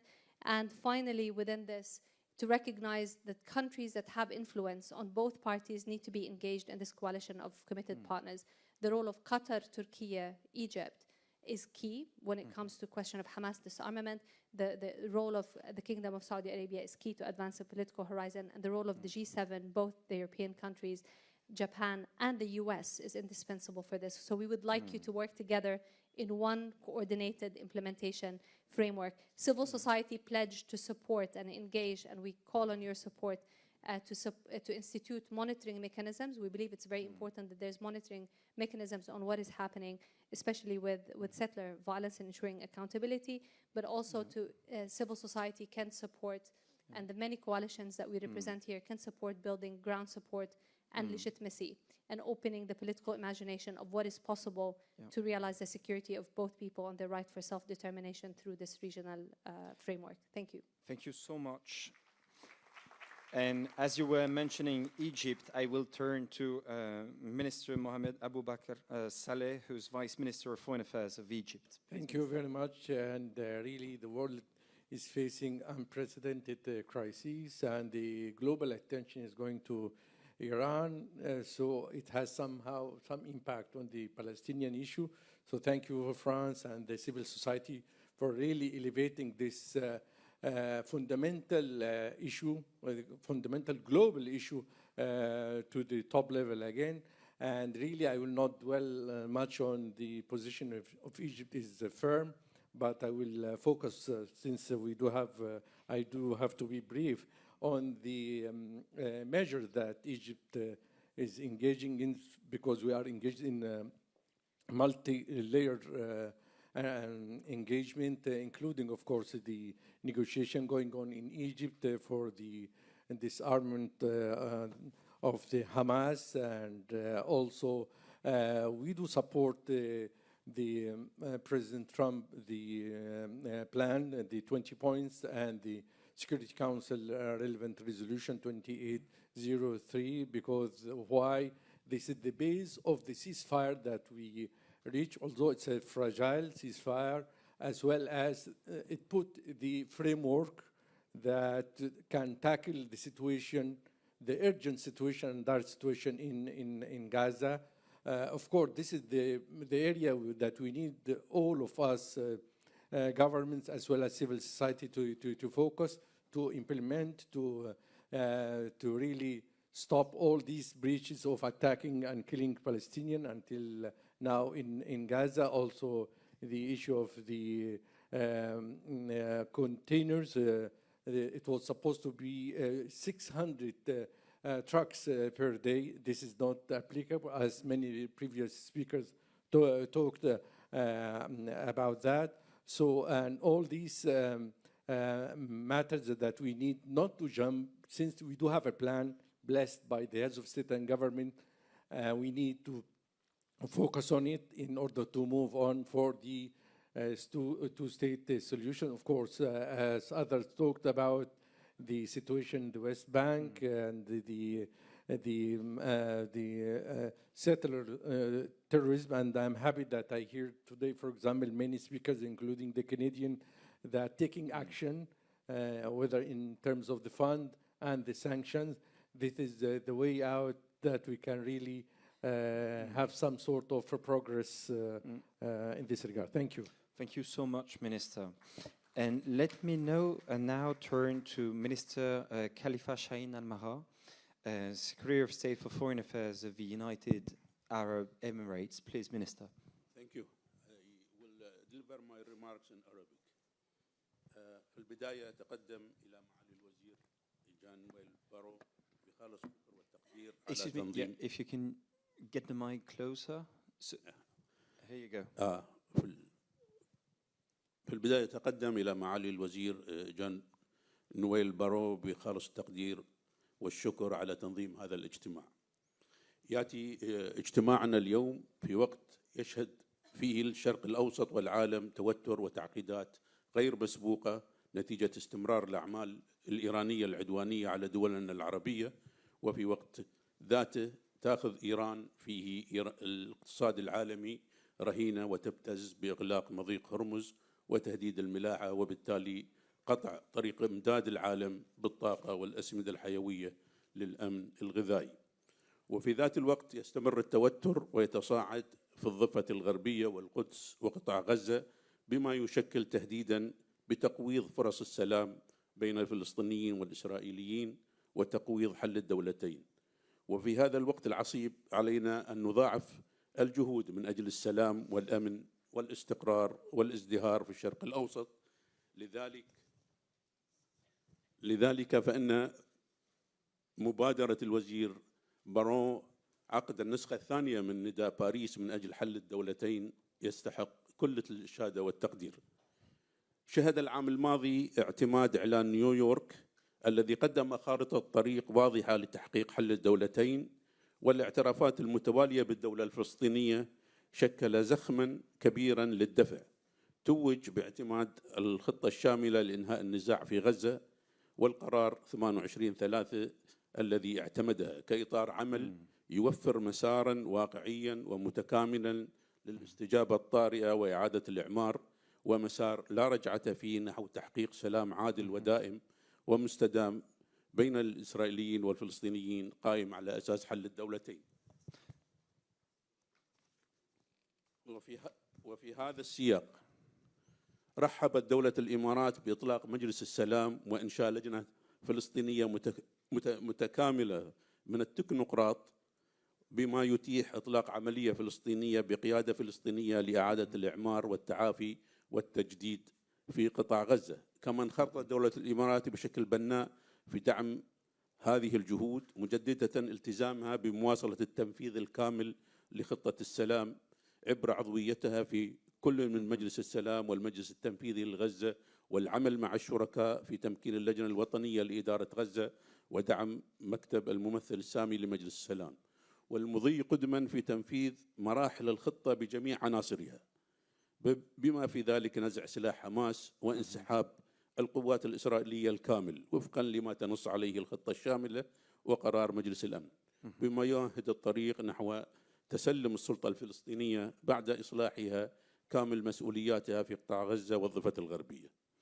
لقد برهنت الإمارات على مدى عقود التزامها الراسخ تجاه دعم حقوق الشعب الفلسطيني وعلى راسها حقه في تقرير المصير. كما تصدرت بلادي منذ اندلاع الحرب على غزة الجهود الدولية الإنسانية في القطاع، مقدمة منذ بداية الحرب ما يقارب 3 مليارات دولار أمريكي مساعدات إنسانية للشعب الفلسطيني في قطاع غزة، وتعهدت بتخصيص 1,200,000,000 دولار أمريكي إضافية عبر مجلس السلام. كما تواصل عملية الفارس الشهم 3 إيصال المساعدات بكل الطرق، مؤكدة استمرارها في أداء هذا الواجب. ومن جانب آخر تعرب دولة الإمارات عن قلقها البالغ أزاء التصعيد والتدهور المستمر للأوضاع في الضفة الغربية المحتلة، مع استمرار وتزايد عنف المستوطنين الإسرائيليين بما في ذلك الهجمات الأخيرة على المدارس والأطفال الفلسطينيين والانتهاكات المستمرة في القدس، وخصوصا تجاه المقدسات الإسلامية والمسيحية بما يمس بمبدأ حرية العبادة. كما تشدد على أهمية ضمان الوصول الآمن للمصلين إلى المسجد الأقصى وبقية الأماكن المقدسة، واحترام دور المملكة الأردنية الهاشمية في رعايتها وضرورة الحفاظ على الوضع التاريخي والقانوني القائم فيها باعتبارها ركيزة أساسية لأي مسار سياسي موثوق يفضي إلى حل الدولتين. Minister, I'm sorry, I'll ask you to conclude so we have some time for the other participants. I'm concluding. وتدين بلادي الأنشطة الاستيطانية غير القانونية، وبما في ذلك بناء أكثر من 30 مستوطنة جديدة، وتؤكد على ضرورة انخراط الأطراف الإقليمية والدولية الفاعلة لتحقيق هذا الحل. فأمامنا اليوم فرصة لتحويل وقف إطلاق النار إلى سلام دائم، وذلك عبر التزام حقيقي ومشترك بالتنفيذ الكامل لخطة السلام الشاملة وإطلاق عملية سياسية واضحة لا رجعة فيها استنادا إلى قرارات الأمم المتحدة ذات الصلة وعلى أساس حل الدولتين بما يضمن السلام والازدهار لجميع شعوب المنطقة. وشكرا. Thank you very much, Minister.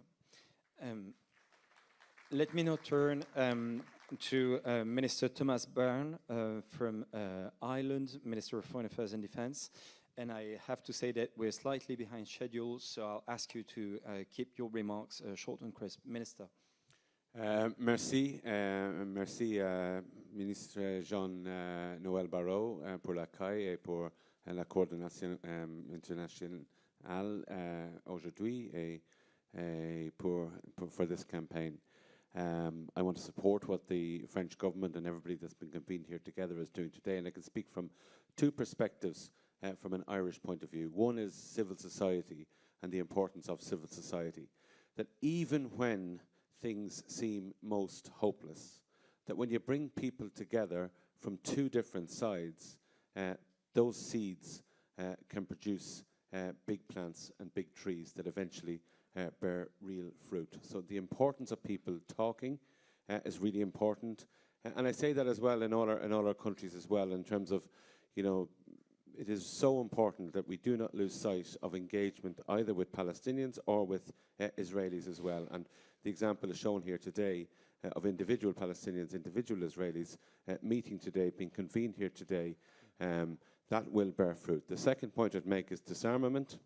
We have a history in relation to disarmament as well after the troubles in Northern Ireland. That is a long process. That is not a process that happens in one day. It is not always a process that is under the control of any particular organization. There are lots of individuals out there with arms. It is a process that needs minding, it needs coordination, and it needs international help as well. And certainly from an Irish point of view, we are grateful to the European Union, to France, to Canada, Finland, countries like that, the USA, of course, UK, who gave so much support to the disarmament process and had patience during it. So they're my two thoughts. Thank you very much for sharing that historical perspective. Let me now turn to Minister Musa Kulaklikaya, Vice Minister of Foreign Affairs of Turkey. Please, Minister.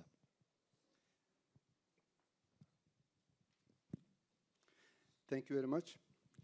And also, I thank to the Minister of Foreign Affairs for organizing this important and timely meeting.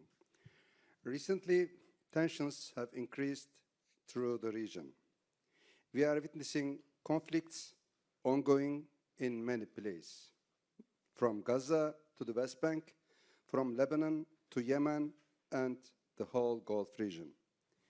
These developments have once again proved that it is impossible to achieve lasting peace in the region without a just solution to the Israeli-Palestinian conflict.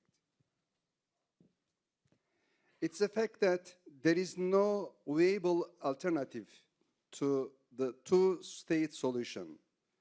In the long term, the key to lasting peace and security in the region is finding a just solution to the Israeli-Palestinian issue based on a two-state solution. Israel is under the illusion that it can ensure its own security by simply spreading instability in the region. Israel's aggression and expansionist policies have become the main risk threatening peace across the region, primarily in Palestine. The ceasefire agreement to stop the genocide in Gaza was reached through the mediation of Turkey, Qatar, and Egypt, and the US. We believe the plan should be implemented. However, we have seen that Israel has failed to fulfill its responsibilities in full in the first phase of the plan. Humanitarian aid is not reaching Gaza in the agreed upon amount, as my colleague from Egypt mentioned. Israeli forces are not withdrawing the line they are supposed to and violating the agreement to control more territory. Israeli Prime Minister said plainly that they want to control more of Gaza. Since the ceasefire came into effect, approximately around 1,000 innocent Palestinians have been killed as a result of Israeli ceasefire violations. Likewise, the situation in the West Bank is alarming. Settler terror is intensifying day by day. Settlements are expanding, eroding the foundations of the two-state solution.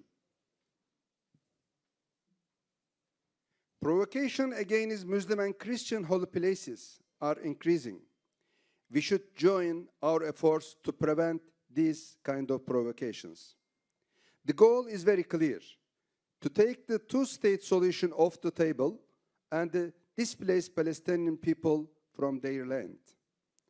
One of the most essential pillars of the two-state solution is the provision of credible security guarantees. Given the ceasefire violations by Israel, this need is all the more relevant today. How will you ensure implementation of a settlement? Peace should be for all, and international community should continue its joint effort to ensure its frame which is the two-state solution. We support and promote a regional architecture milestones of which we should be security, stability, prosperity for all, a regional ownership which will be inclusive with more regional dynamics and less external interventions. The establishment of the State of Palestine is also the key for lasting security of Israel. New York Conference was a milestone, yet we should keep up with our joint work to keep two-state solution high on the agenda. Thank you very much for your kind attention. Thank you, Minister. And let me now turn to Madame la Ministre Isabelle Barrot-Amadei, representing Monaco, please. Merci beaucoup. Ce n'est pas Barrot, mais Béraud. Mais j'en profite. Merci beaucoup, Monsieur Barrot, pour avoir organisé cette conférence. Je dirais que le constat que je fais aujourd'hui en voyant la présence importante de personnes ici à cette conférence, ça démontre une chose, c'est que la paix ne se construit pas uniquement autour des tables de négociation. La paix se construit autour de personnes qui ont la volonté de dialoguer. Elle se construit aussi dans les écoles, dans les universités, dans les associations, les entreprises, les collectivités locales, partout où les femmes et les hommes choisissent le dialogue plutôt que la force ou la méfiance. Alors, rapidement, je voudrais mettre l'accent sur quelques points. Tout d'abord, restaurer la paix, c'est restaurer la confiance plutôt que souligner les divergences. Et là, je crois que l'action de la société civile a un rôle irremplaçable à jouer dans la reconstruction de la paix. Là où les négociations politiques rencontrent des obstacles, les citoyens, les associations, les universitaires, les entrepreneurs, les femmes, les jeunes, les gens comme vous, doivent maintenir et peuvent maintenir des espaces de dialogue et préparer les conditions d'une paix durable.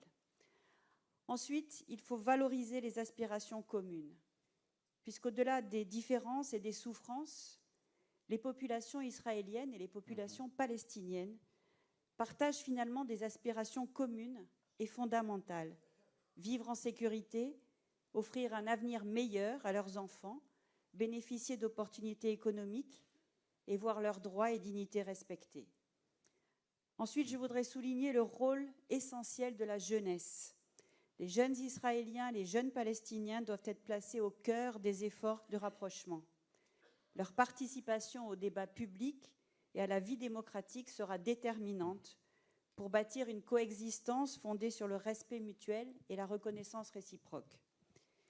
Et enfin, il faut faire des réformes, faire des réformes un instrument de paix. Les réformes institutionnelles, la transparence, la participation citoyenne et la consolidation d'autorités légitimes et démocratiques, ce n'est pas seulement des objectifs de gouvernance, ce sont aussi des leviers de paix qui renforcent la confiance des citoyens dans leurs institutions et qui réduisent donc les facteurs de fragilité et de conflit. Ce que je voudrais dire pour terminer, c'est que la paix, ce n'est pas uniquement l'absence de guerre. La paix, c'est construire les conditions d'un avenir où les jeunes générations, et j'insiste beaucoup là-dessus, les jeunes générations israéliennes et palestiniennes pourront enfin vivre en sécurité, en liberté, avec prospérité et dignité. Merci beaucoup. Merci beaucoup, Madame la Ministre. I would sincerely would like to thank all the participants, and please join me in a round of applause for our panelists. These have been very rich discussions, which will no doubt fuel the discussions next week at the G7. So thanks again for everybody that participated in those panels this afternoon. Thank you. Thank you, Tristan. Thank you, everyone, for these inspiring discussions. Peace is not only a political objective, it's also a human endeavor. This is why we need to hear the voices, the courage, the commitment of those who were directly affected by the conflict. And so this is why I'm calling on stage 6 remarkable Israeli and Palestinian voices to give us their testimonies. I'm calling Leila Alsher, member of the Palestinian-Israeli Bereaved Families Forum. I'm calling Ali Abu Awad, Palestinian peace activist and founder of Tahrir, a movement promoting nonviolence and civic engagement. Robi Damelin, Israeli peace activist and member of the Bereaved Families Forum. Please come on stage. Yonatan Zaygen, Israeli peace activist and peace advocate. Reem Al-Hajajra, Palestinian peace activist and founder of Women of the Sun. She was recognized among the Times Magazine Women of the Year in 2024. And Yael Admi, Israeli peace activist and founder of the Women Wage Peace, also recognized among Times Magazine Women of the Year 2024. Please all come on stage so that we start to hear their testimonies.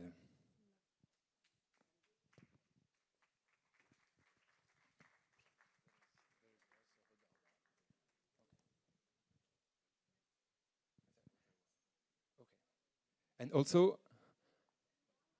Uda Abu Al-Rum. Okay. Okay. So what I'm going to do is, there is one mic here, and you give the mic to the other, okay? You have to, you just stand here. You want to be here? You want to be at the thing? Okay, you just stay here,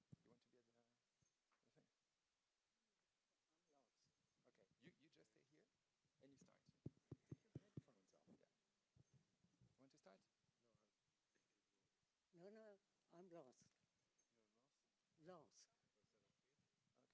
Okay. Huh? You start, please. Okay, up. Thank you. Mettez-vous. Maybe you can go in the middle. Yeah, up there. Yeah, perfect. You can. Okay, thank you.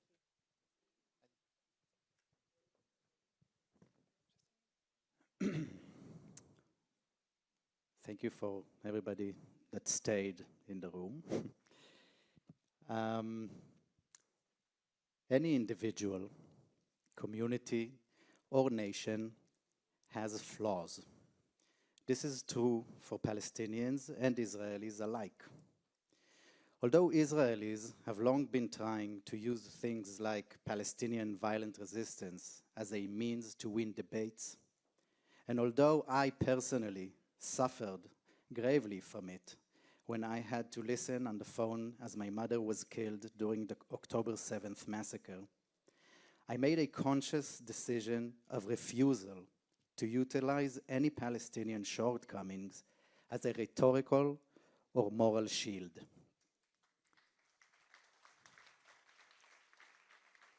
Before demanding change from others, I am compelled to address the transgressions of my own inherited affiliation group. Let us be clear. History did not start on October 7th. It has been a year since we last met in Paris, a year marked by 3 Israel-instigated clashes with Iran. It has been 2.5 years of atrocious carnage in Gaza and active ethnic cleansing in the West Bank. But it's weird to applaud to that, but it has also been 59 years of brutal occupation, 78 years since the devastating Nakba, and nearly 20 years since an Israeli government last attempted to discuss a resolution to the conflict. In Israel-Palestine, there is one state that enjoys impunity and shares a language and resources with most of the Western world. Beside it, there is a people who is expected to passively endure systemic violence that somehow seems to be transparent and has to fight to merely be eligible for basic human rights. I present this blunt asymmetry because it begs a fundamental question. While Palestinians can theoretically be blamed for choosing the wrong form of resistance, has Israel ever sincerely and effectively tried to create a reality that doesn't demand resistance altogether? The answer is a resounding no. I know that my mother's death and countless other Israelis and Palestinians was preventable. This is an endeavor we owe to ourselves. Israel must end its deadly oppression, and Palestinians should probably reimagine ways of nonviolent resistance and nation building. Together, we must shift our affiliation from that of ethnicity or religion, discard our leaderships, and move towards a joint peoplehood of equality and mutuality, rather than killing and dying for exclusivity. We must expand on our joint civil initiatives that already exist, push for shared political institutions, and appoint ministers of peace and reconciliation. The list could go on. So, why are we here today instead of continuing the work on the ground? Back home? It is not for French wine and macaroons. We are here because in order for us to succeed, the international community must deem our reality unacceptable.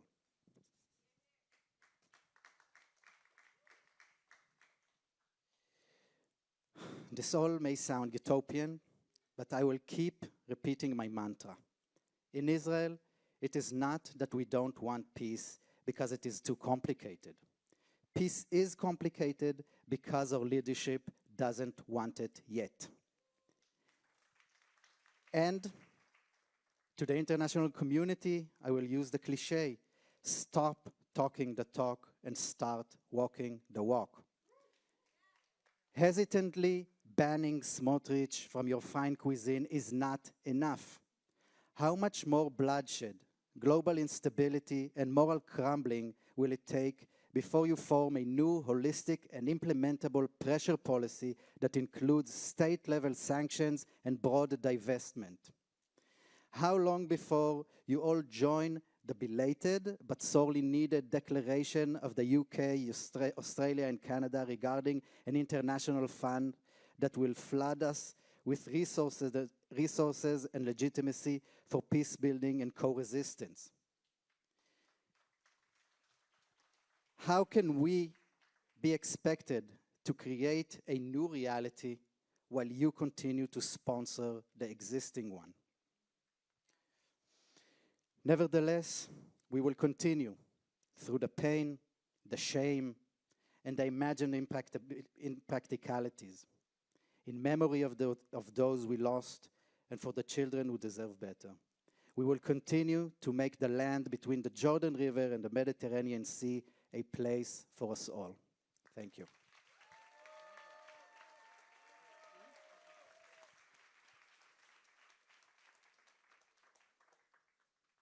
Assalamu alaikum wa rahmatullahi wa barakatuh. My name is Huda Abu Arqoub, and I declared myself as an independent person before Palestine was declared an independent state. The invitation is hugely welcomed by the French Foreign Ministry. You are a friend to us, the Palestinians, but you are also a very courageous diplomat, Mr. Foreign Minister. And I urge everyone in the room to take the same action against any form of genocide and any form of structural violence practiced against people.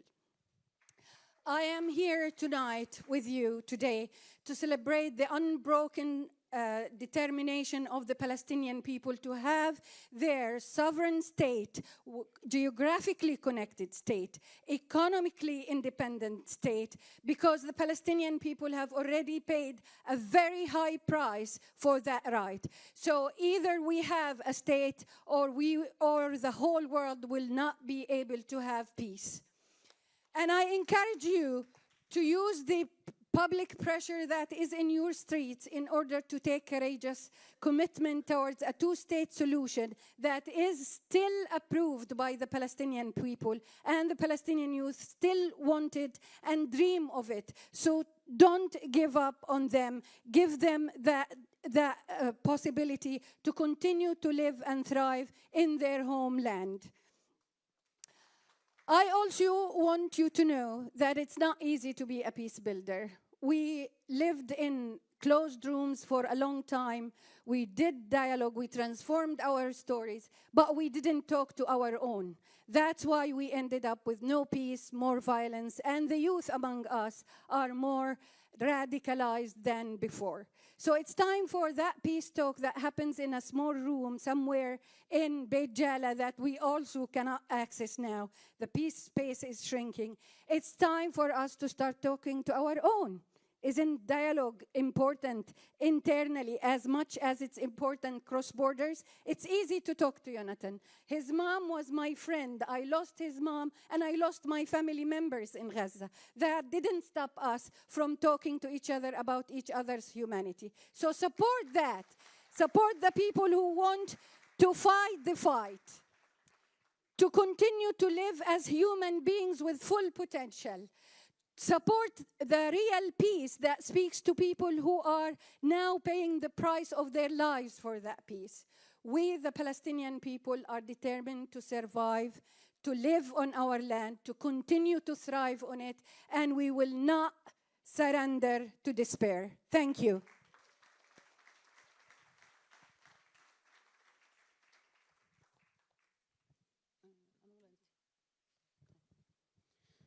أنا راح أتكلم باللغة العربية، فاللي بحب يحط السماعة عشان يسمعني. يلا. أوكي.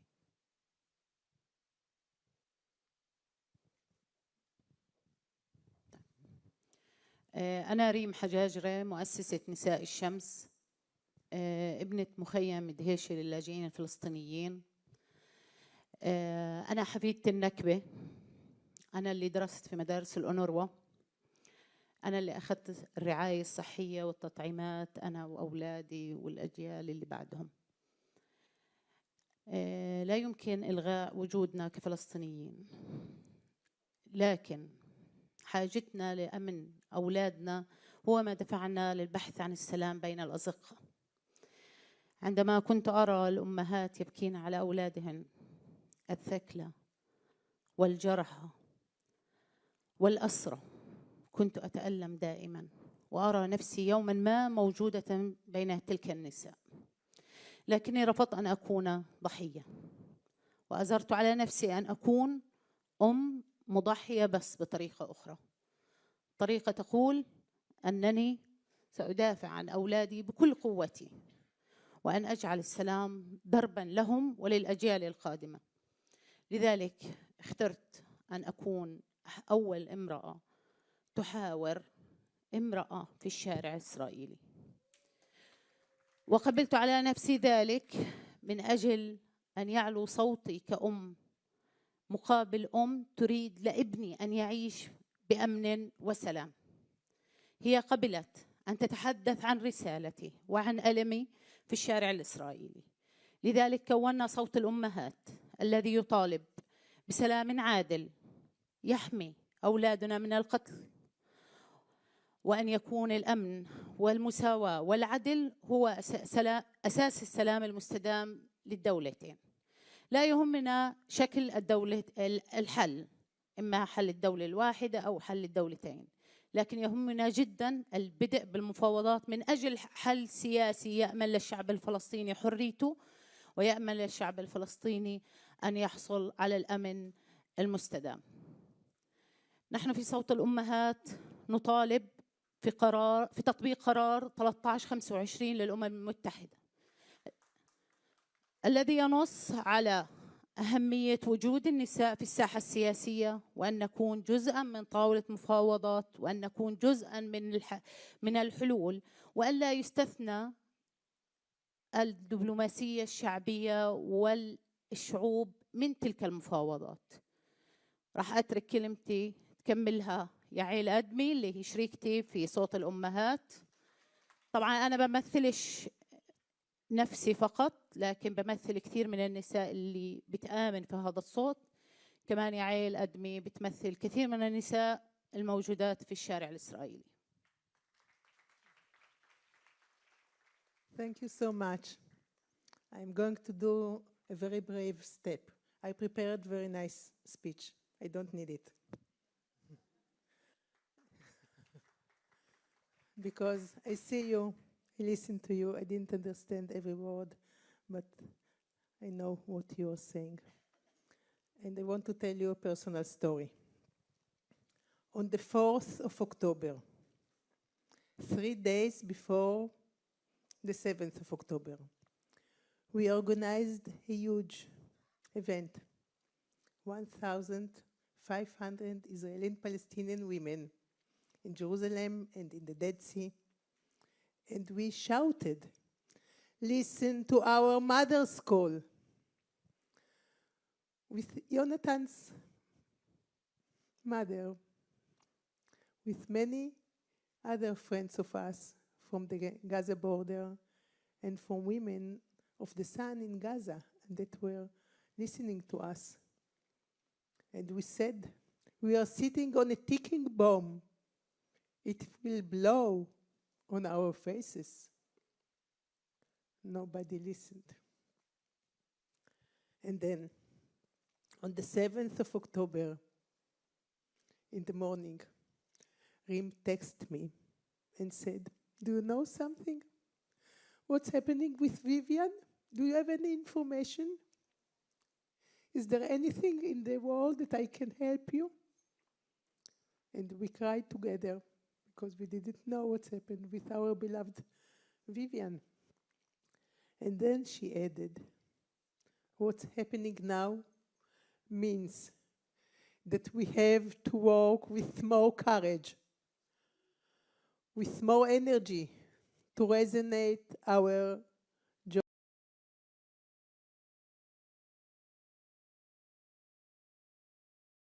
joint mother's call that expresses our core responsibility as mothers."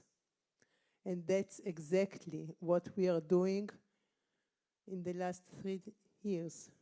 We spread the mother's call all over the world. Just 3 months ago, thank you, Vital Voices, that enabled this. Thank you so much. We had barefoot walk in Rome. The idea of Rim is to walk barefoot because we feel the ground that's soaked by the blood of our children. And when we are walking hand by hand, we bring hope. Thousands of people walked with us in more than 40 cities all over the world. People walked with us in solidarity walks. And millions of people watched us and supported us. And now, about the practical steps. We understood that the key factor for stability in our region is resolving the Israeli-Palestinian conflict, because till we will do this in respectful, in mutual diplomatic agreement, none of us will able to grow our kids for freedom, for equality, for rights, for respect, for security. So it's very touching and moving for me to announce. I think maybe this is the first time that we are doing it in public. We are launching a coalition of women, of mothers. Men, of course, are welcomed. Coalition of women from the region with a big and strong support of the international community, because alone we can't do it. And for this coalition, we need all of you, all the amazing people that just took place in the panels, everyone that can contribute to this effort, because we know long and bitter conflicts can be solved, especially when women are deeply involved. So we know it's time for women, it's time for peace.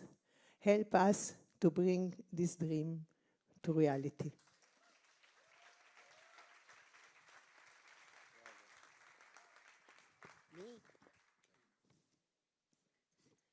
Okay, hello everybody. I might be a dinosaur, but I still have something to give to making peace. I usually talk from my heart, but I wrote something that I want to read to you because it comes from my heart.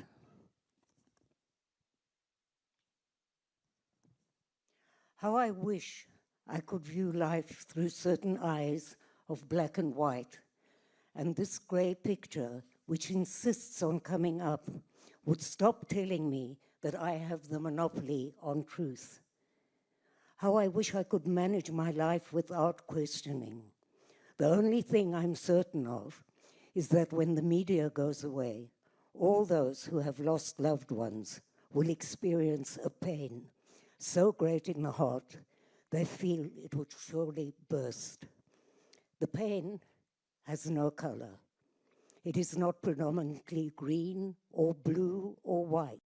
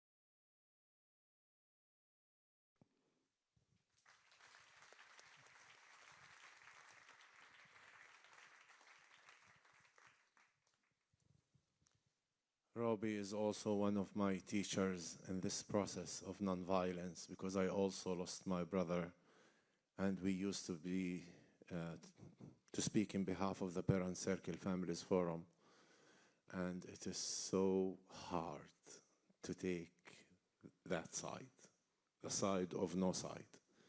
Thank you, Robbie, for being who you are, and thank you all. Thank you, France. Thank you, everyone, especially the Israeli-Palestinian activists, for being here. I don't take this for granted. It's not so easy, especially seeing these panels and great speeches. So I'm not gonna, despite my political leadership, I'm not gonna be a politician here. And I realized how much it's hard to be a politician when you speak about this conflict. But also, I'm not gonna be just a human with peace fantasy without talking to the point. I think today, what are we facing is the deepest lesson about our both identities that we were ignoring for years. Even in peace building, we were talking about borders, we are relying on others, we are demanding from each others, and we were killing each other. But today we have to speak identity, which means that any grassroots activism without creating a framework that will lead to a political solution will be a waste of time, energy, and money. Because we are done with the transformation of hearts and mind before establishing the framework that will allow normal condition even to reconcile with each other and to forgive each other. That's number one. Number two, we are fed up with our leadership, a leader that has failed to lead. We are fed up with Bibi Netanyahu, who his great resource to fuel this humiliation against us and to attack the whole Middle East is the Jewish fear. I'm gonna tell him the Jewish fear is my enemy as well, and I'm responsible about it as Palestinian, and I'm gonna help my partner to heal that legitimate fear that doesn't come from the sky. We have to admit to that. On the other hand, I'm telling my president, Mahmoud Abbas, if you failed in your role of leadership without creating a political structure that will guarantee freedom for me, without designing a national plan for the Palestinian people toward dignity, dignified condition, freedom, to wake up in the morning and understand, are we part of revolution against Israel, or we are toward a state, independent state that we all has to build together? Without framing that plan, he's not gonna be my president. And I'm not gonna accept any other role, whether it is internationally or locally, without the engagement of my people. My people are the heroes of that region. We, Palestinians, were one of the most educated, talented people on earth, but we need to be respected. We need to be respected by our own leadership, and we need to be respected by our enemies as well. And we have a tremendous responsibility toward that. So be careful, where are you going to invest your money? That's my message to you. Number three, we are not the best here, but we are part of the best. And I'm telling you, if you don't believe that peace is possible, even though we are the active minority, but we represent the silent majority. So let's think and act how to bring that majority with us. Number four, we need an international umbrella, an international guarantor for these great efforts to succeed in the ground. Because whatever sometimes we build, the occupation destroy or violence destroy. We want a guarantor, and we want a political guarantor that this plan, if we are committed to it, it's going to lead us to independence, to security, and to the two-state solution. It's obvious. Number five, we need to partner with you because we want to take responsibility. Believe me, the Jewish-Israeli security should not come at my expense, but I need your help for that. And my freedom should not be stuck because some Jewish settler thinks that his Zionist ideology is more important than my dignity. And Israel has to decide today, Are you occupying my people for the sake of security? And this is my responsibility, I can do. But if you're occupying my land for the implementation of Zionist ideology, there is no way for peace and there is no place for peace. And we, Palestinians, I'm telling you, we are in a place today to save our identity, not just to save our lives. And we have been talking, thinking, working to partner with the whole world and learning from what is going to happen if this continues. And we all have experienced the 7th of October. I know that we have the legitimate right to fight the occupation. No one can take this right from us. But I know that this fight and this justification of violence should be not the grave of the just Palestinian case as what happened in the 7th of October. That was against the Palestinian before it comes against the Jews. I'm not an Israeli lover. I will never normalize with Israel. Even Israel want us. Israel want to normalize with the Palestinian. We want Israel to normalize with Palestine. We want to be a state to be able to normalize with the state of Israel. This is the only normalization that I can see it possible and I can be part of.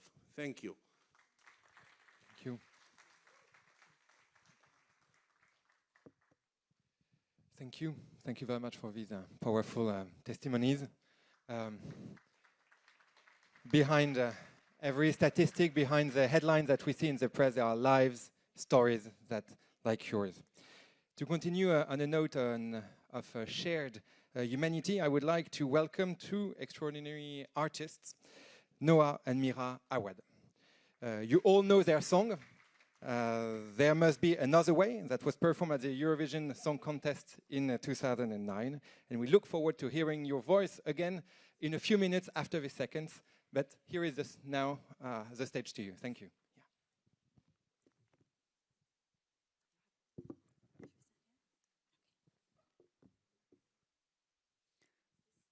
Yeah. Hey. Hello. Wow. I care. I care. Yes, you do, darling. I care for people. I care for their lives and their livelihoods. I care for the well-being of children, all children. I care about mental health, about grief, about trauma, and about all the healing we have yet to do. I care about the planet, about animals, about natural resources, about food, water, and how they are shared. I care about humankind as long as it remains kind, because when it's not, to be honest, I do not care for it that much. I don't care. I don't care how many states. A two-state solution or a one-state convolution, a confederation or some other constellation. I don't care where the border is drawn, because I don't care for borders at all. I don't care whose flag flies higher. I don't care for flags. They're all rags made in China. No offense, China. I don't care who's in power as long as they use that power with care. I don't care who gets the credit. I don't care for slogans. They are lifeless words. I care for the living. I care. I care who gets to sleep without fear, to eat without worry, and dream without interruption. I don't care if we don't agree on the past, as long as we agree to care for a future.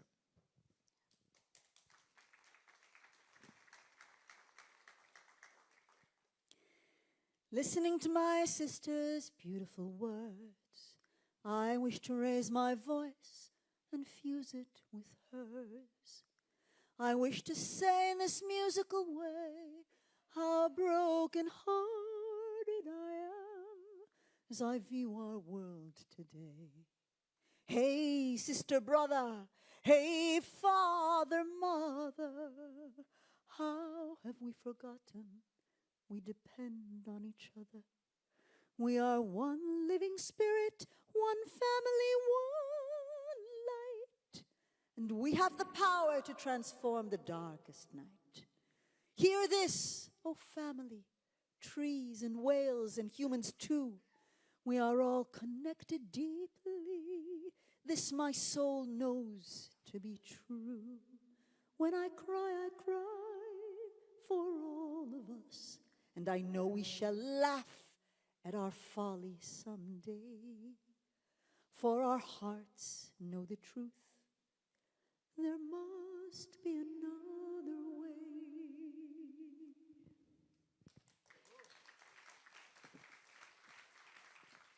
We stand before you, a Palestinian and Israeli, two women who have been swimming upstream together for 26 years, raising our voices against all odds.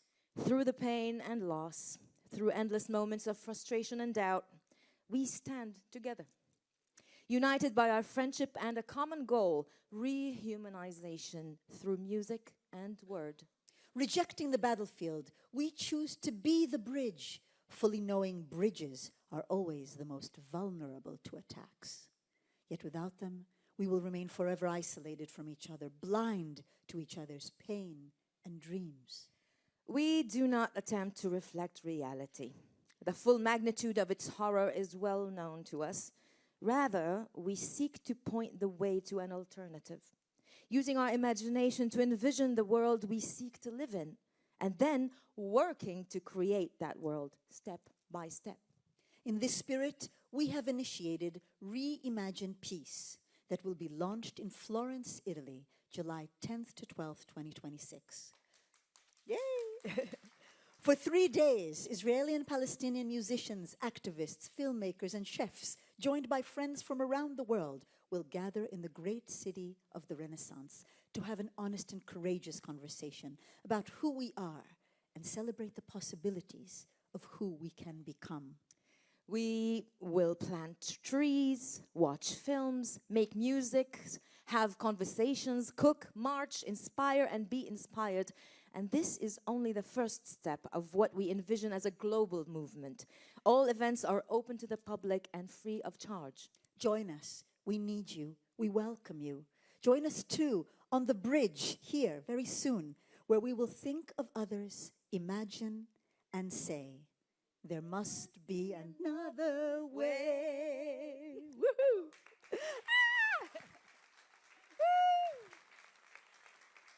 Join us on the bridge soon. We're waiting for you. Seriously. Thank you very much. And as we come now to the conclusion of this high-level sequence, it's now my honor to welcome two distinguished voices to present the 2026 Paris Call. Anton Goodman, you are the acting CEO at Rabies for Human Rights. Previously, you worked with the Abraham Initiative to promote equality for Palestinian citizens of Israel. And Amira Musalam, you are a Palestinian Christian peace activist. You are the head of mission of the Unarmed Civilian Protection in Palestine. Drawing on your own experience of violence, you have dedicated your life to nonviolence, civilian protection, and peace building. In 2025, you received the Tannenbaum Peacemaker in Action Award. Welcome. Thank you.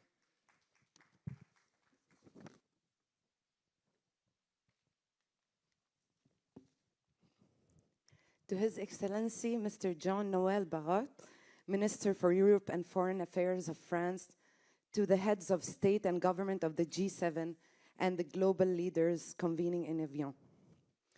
We are Israelis and Palestinians, civil society leaders, activists, experts, living inside this conflict and devoted to ending it. We stand before you as partners, ready to do the difficult work required to build a future in which both people can live in peace and security, free from occupation and violence. Since we spoke before you exactly 1 year ago, France and 14 other nations have recognized Palestinian statehood. The New York Declaration, President Trump's 20-point plan, Resolution 2003, and the Gaza ceasefire have created a framework for advancing a negotiated two-state solution based on peace, security, mutual recognition, and dignity. Yet the region continues to fracture. Gaza is devastated. Israel remains under threat. Settler terrorism, settlement expansion, and de facto annexation and threats to the Palestinian Authority continue to undermine the viability of a future Palestinian state. Israelis and Palestinians alike remain trapped in fear, insecurity, and trauma. We return because as the G7 convenes in Evian, this conflict risks once again being set aside. The window for a solution remains open, but it is narrowing. This moment requires urgent diplomacy grounded in partnership with civil society. We therefore call on you and on the G7 leaders in Evian and all states represented here in Paris to act. Number one, enforce a permanent ceasefire and protect civilians. Secure and consolidate the ceasefire into a permanent and monitored arrangement with protection for civilians, including medical workers, aid agencies, journalists, and civilian infrastructure. Move Gaza Phase 2 into a wider political security pathway, guarantees against renewed attacks, reconstruction, governance transition, regional security guarantees, and a credible process for the decommissioning of Hamas. 2. Align every framework into one implementation pathway for a two-state solution within a regional framework. A credible political horizon that can deliver a two-state solution on the 67 borders with Jerusalem as the capital of both states depends on West Bank viability, Israeli security, effective Palestinian governance, reconstruction, and Gaza stabilization. It is also what makes regional integration possible and meaningful. These are not separate files, but linked objectives that must be treated as part of one implementation pathway.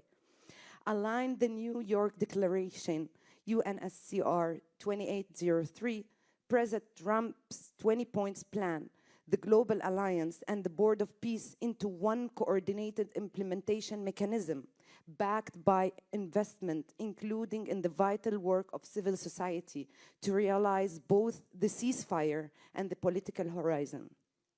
3. Halt annexation to keep the political horizon feasible. Halt annexation and settlement expansion now to preserve the territorial integrity of a future Palestinian state. Protect Palestinian communities and dismantle the infrastructure of settler terrorism and the impunity that shields it. This must include meaningful consequences for settlement expansion, settler terrorism, forced displacement, home demolitions, and any measures aimed at the de facto or de jure annexation, including in areas such as E1, as well as targeted sanctions where appropriate on individuals, entities, and contractors responsible for the planning, financing, or construction of settlements, as well as those directly engaged in settler terrorism. 4. Rebuild Gaza for its people. Guarantee unrestricted humanitarian access and fund essential services such as hospitals, water, electricity, shelter. Visible progress on recovery, employment, protection, and services is itself part of stabilization. It should be financed through a transparent, multi-year mechanism with real Palestinian ownership, including civil society and the private sector involved in planning and delivery to support recovery and the reconnection of Gaza and the West Bank. 5. Advance mutual security through a human-centered, accountable security framework. Ensure that Israeli and Palestinian safety is not pursued at one another's expense, but rather recognizes their inherent interdependence. Decommission Hamas and other armed and terrorist groups through DDR, which guarantees against rearming. Protect Palestinians from violence, displacement, denial of movement, and the violations of basic rights, and support a reformed and legitimate Palestinian police force. Back multilateral security guarantees through the G7 and regional partners, with security assistance tied to civilian protection, de-escalation, and accountability. 6. Support legitimate Palestinian governance renewal through elections and institutional reform. Prevent PA collapse and reconnect Gaza and the West Bank. Support governance renewal through presidential and legislative elections, which should take place this year, and which should be allowed to be conducted freely and fairly across Palestinian society. Engage in institutional reform, improved service delivery with meaningful participation by Palestinian communities, preventing the collapse or hollowing out of the Palestinian Authority must be treated as a core security priority for Palestinians, Israelis, and the wider region. Immediate measures to release withheld tax revenues, restore banking correspondent channels, and ease movement restrictions are essential. Without this, instability in the West Bank will deepen. Hamas entrenchment in Gaza will accelerate, and Israel will be left managing an expanding security crisis with no political exit. 7, treat regional integration as a catalyst for ending the occupation and to advance progress on a two-state solution. Regional integration should serve as a catalyst for ending the occupation and advancing a two-state solution, not as a substitute for Palestinian statehood. This means establishing a non-militarized Palestinian state through a political process with concrete, time-bound benchmarks and multilateral guarantees, with measurable progress towards statehood and the territorial contiguity of Gaza and the West Bank, broadening support to civil society networks and initiatives across the region, Palestinian, Israeli, Iranian, and Arab countries. It is necessary to counter regional escalation, including between Israel and the Islamic Republic and its proxies. 8, join the International Fund for Israeli-Palestinian Peace, establish an expert consultative mechanism, and invest in political legitimacy, public narratives, and the civic protection. No political or security framework will hold without publics that can understand, shape, and support it.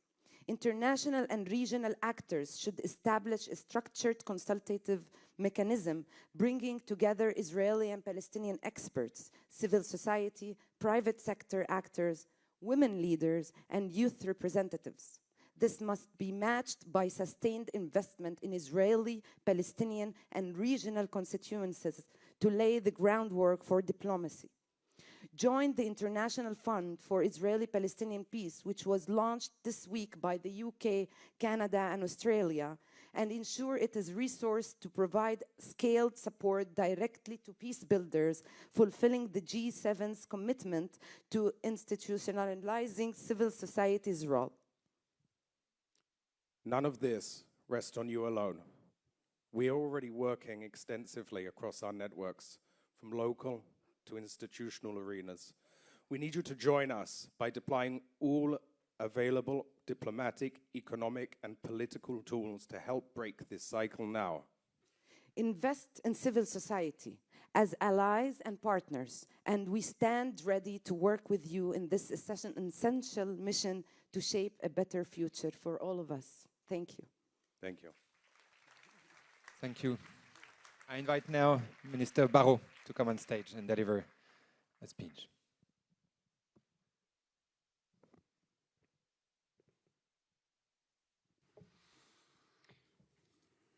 Ministres, ambassadeurs, ambassadrices, militants de la paix, merci. Toda, shukran. En vous écoutant et en vous voyant réunis ici, la première émotion qui m'étreint, c'est la gratitude. Parce qu'un an après l'appel du 13 juin 2025, vous êtes venus porter au monde un message de résistance et d'espoir. Résistance à l'idée que le camp de la guerre puisse l'emporter sur celui de la paix. Espoir, celui de deux États vivant côte à côte en paix et en sécurité.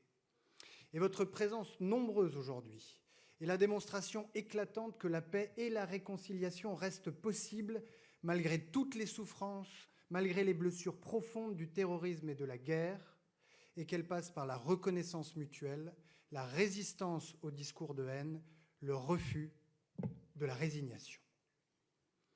L'appel de Paris de l'année dernière, votre appel, n'est pas resté lettre morte.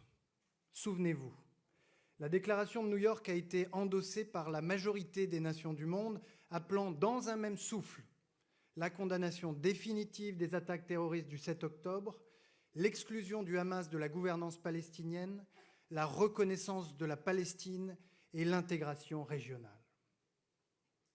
quelques semaines plus tard, le 22 septembre 2025, par la voix du président de la République, la France a pris la décision capitale de reconnaître l'État de Palestine.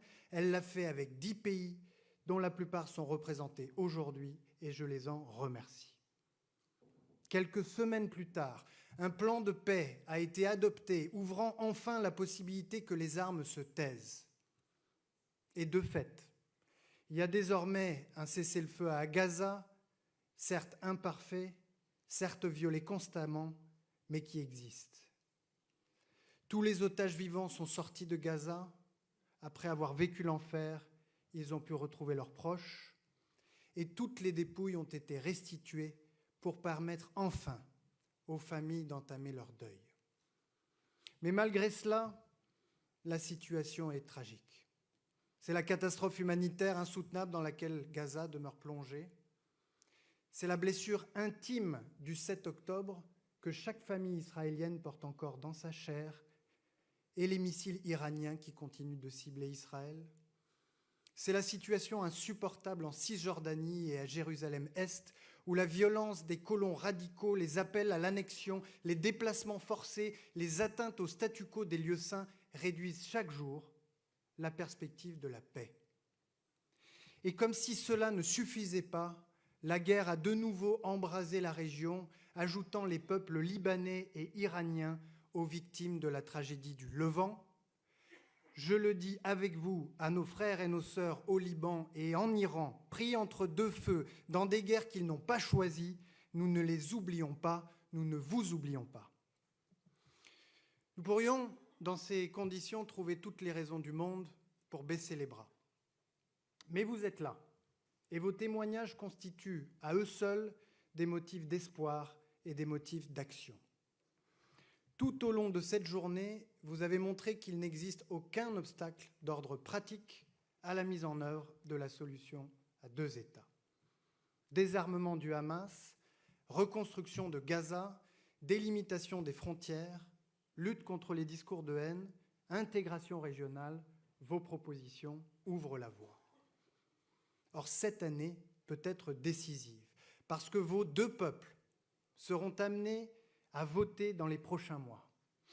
En Israël, des élections législatives auront lieu d'ici à l'automne. En Palestine, des élections législatives et présidentielles doivent se tenir avant la fin de l'année. Le président Abbas s'y est engagé. Et je le dis à ceux qui doutent que le moment soit venu. Les élections en Palestine ne doivent pas être un aboutissement, elles sont un point de départ, un moment d'expression démocratique essentiel pour que l'autorité palestinienne puisse assumer pleinement ses responsabilités. Il n'y a pas de meilleure manière pour un peuple de se lever, de s'exprimer, de défendre son droit à l'existence que de le faire au travers d'élections libres et ouvertes. L'appel de Paris que vous lancez aujourd'hui est guidé par le sort des femmes et des hommes de vos deux peuples. Il n'obéit en aucune manière à des intérêts politiques ou économiques éloignés. Ce que vous avez placé au cœur de vos recommandations dans cet appel, c'est d'abord et avant tout la dignité de la personne humaine, la dignité de vos deux peuples. Alors, avec les ministres présents, nous recevons ces recommandations avec gravité et avec le même espoir que celui qui vous anime. Et vous pourrez compter sur nous pour le relayer auprès des dirigeants du monde entier, à commencer par ceux qui seront présents dans quelques jours, la semaine prochaine, lors du sommet du G7 que le président de la République accueillera à Évian. Et nous allons continuer pour porter avec vous une perspective claire, celle de deux peuples, deux États, reconnus et respectés dans leurs droits, vivant côte à côte, en paix et en sécurité. Nous le savons, vous l'avez dit, la paix ne se décrète pas.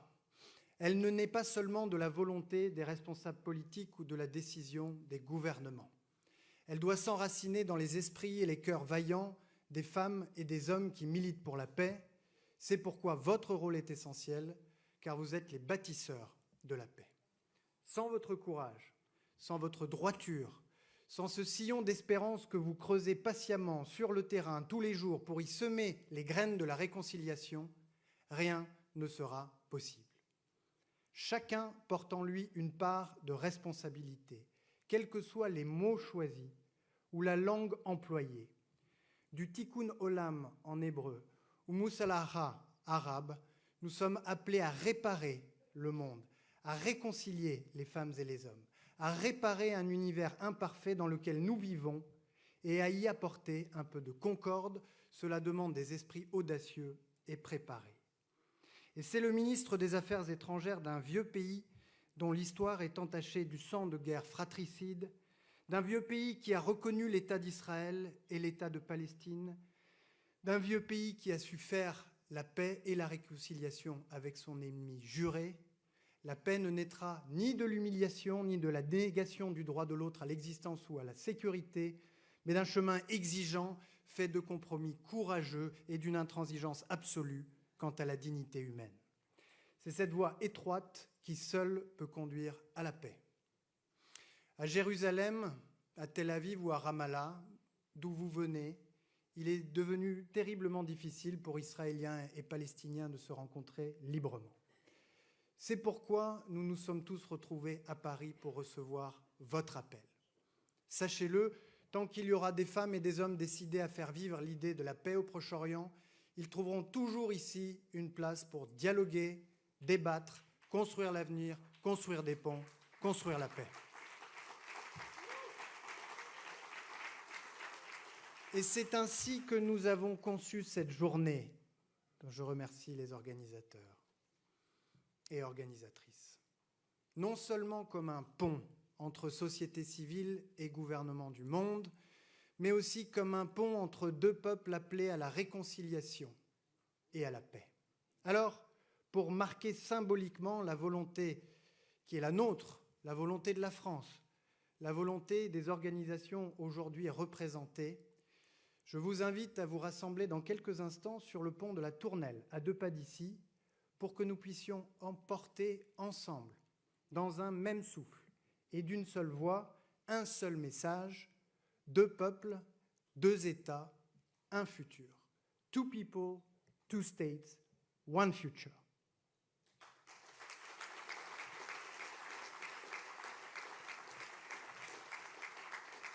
Pendant que vous vous préparez à sortir de cet amphithéâtre pour gagner le pont de la Tournelle, j'invite les ministres qui sont encore présents à me rejoindre sur scène, les représentants des 3 organisations de la société civile qui sont à l'origine de cet événement, ainsi que les 10 co-chairs des groupes de travail qui ont travaillé toute la matinée pour affiner l'appel de Paris, pour que nous puissions prendre la photo de groupe et que nous puissions marquer par cette photo la transmission de l'appel de Paris. Merci à toutes et tous.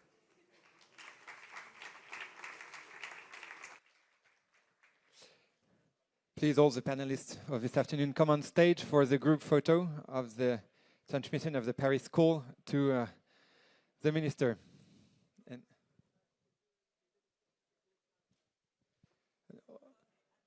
And of course, Anton and Amira, who just read the Paris call, please come on stage. The 6 persons who did their testimonies, all the organization of civil society, please.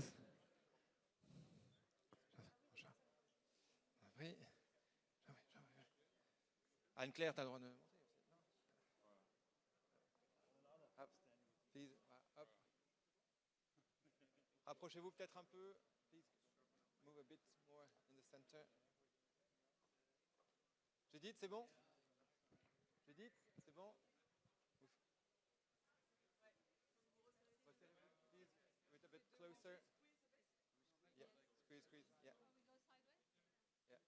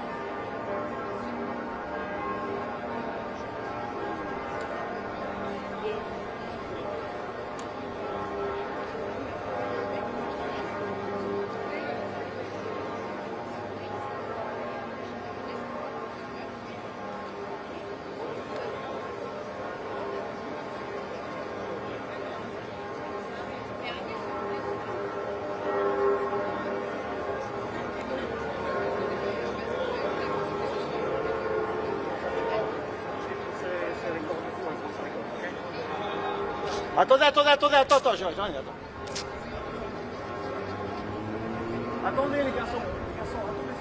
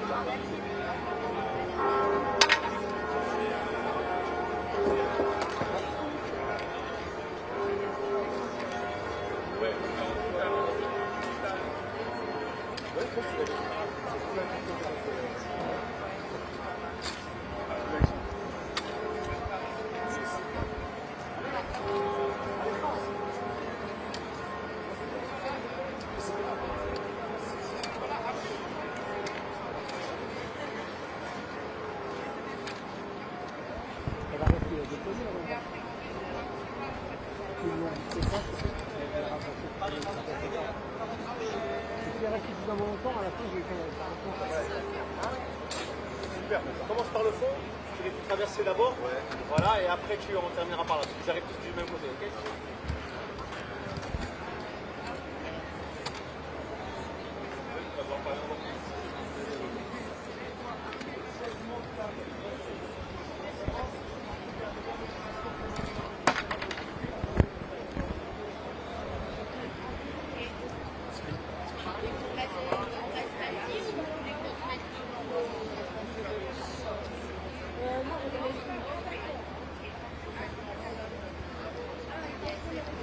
C'est pas la bonne rampe pour faire la cérémonie.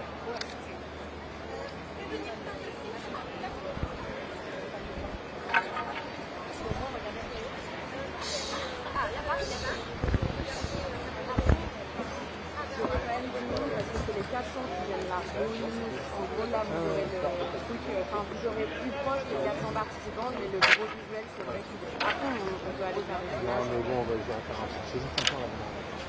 Ouais. De toute façon, Bertrand tout est pas vu ici, c'est pas vu ici. Bertrand Je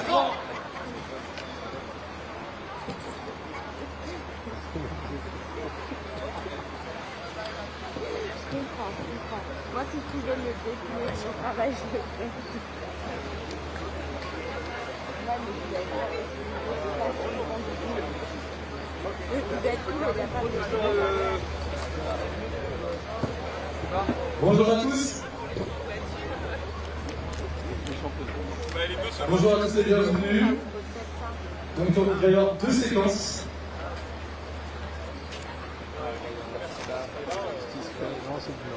On va attendre tout le monde. Il y aura deux séquences ce soir. Une séquence qui va aller plus vers le fond avec la vache et une seconde avec les artistes qu'on entourera. Arrêtez de se plaindre. Franchement, ils ont parlé du truc, j'étais en mode toute la séquence, ce sera en contre-jour. Et j'ai l'impression que ça Ça oui, ça tilte pas, mais en fait, si, c'est en contre-jour. C'était juste pour avoir un assurant, mais S'il vous plaît, suivez-moi. Mettez-vous derrière ces invités-là, s'il vous plaît. Merci.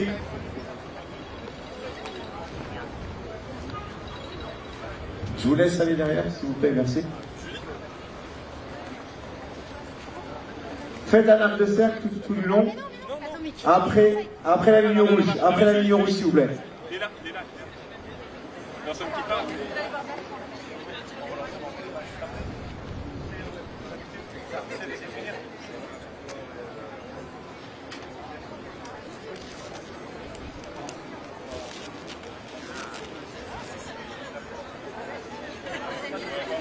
Hi, hello. Yeah, so you see me now, the ceremony is going to take place in 5-10 minutes. Can we cut London 40 because it's down now inside?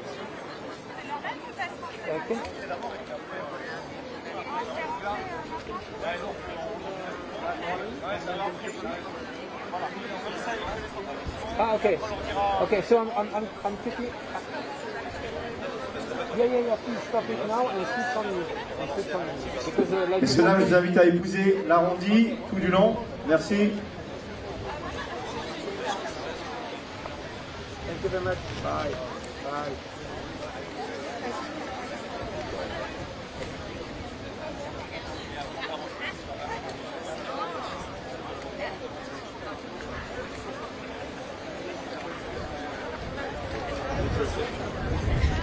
Donc, s'il vous plaît, retenez vos positions, parce que dans une petite minute, on va vous demander à tous d'avancer auprès du groupe avec Monsieur le ministre. Et ensuite, une fois qu'on a fini cette séquence, vous reviendrez à vos positions initiales, ok? C'est clair pour tout le monde? Super. Ouais, ça va, par contre, ça va décrocher.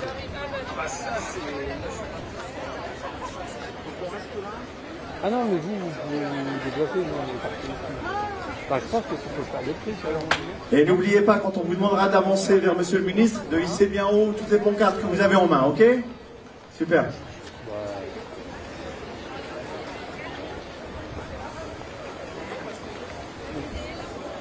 C'est quoi les... En plus, un peu...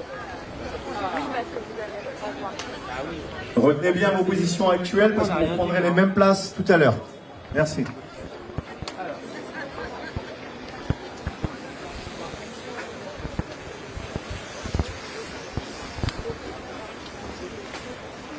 Pardon.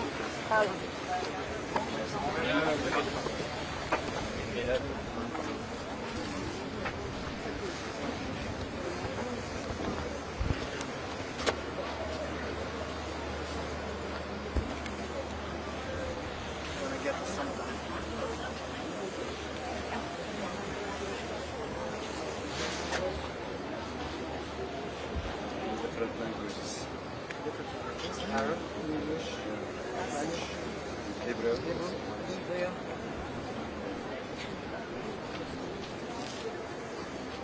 Tout le monde va bien?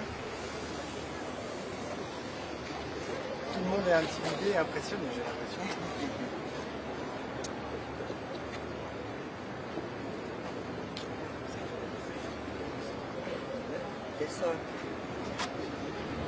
El sol por lo menos se metió. Une photo. Vous avez la video reportage. Yeah, exactly.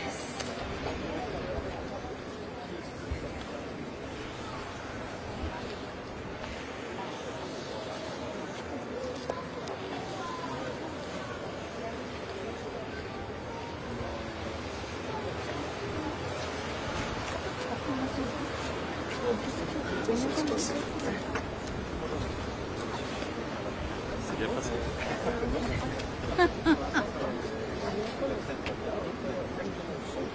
Oui, très bien.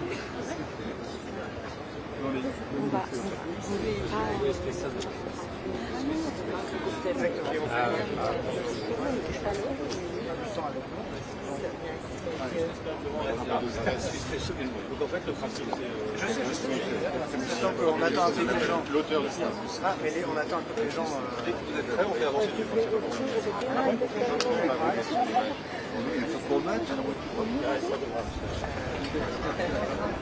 I compensate also. Yes, Toi qui représente Emmanuel. with South Africa. So you will? Okay, good. We won. Yes.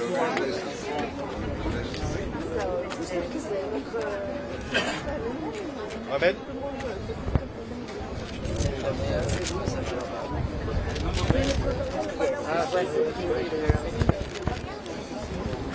Alors, shalom.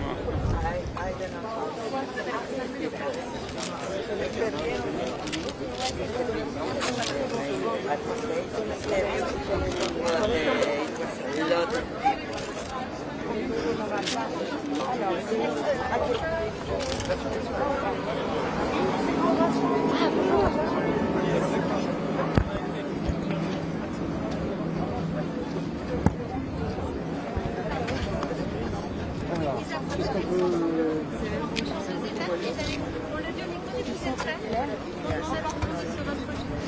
Bien haut les pancartes, s'il vous plaît. On a un message puissant à faire passer. Merci beaucoup. Le smile, vous allez passer à la télé. Tout le monde est filmé. Le smile.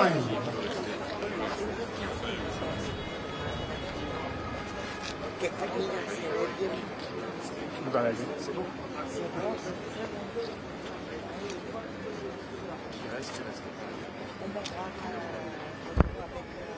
Ils vont venir et on va se Ah, rencontrer là. ah, ok. Oui, mais il y en a un certain nombre qui sont partis.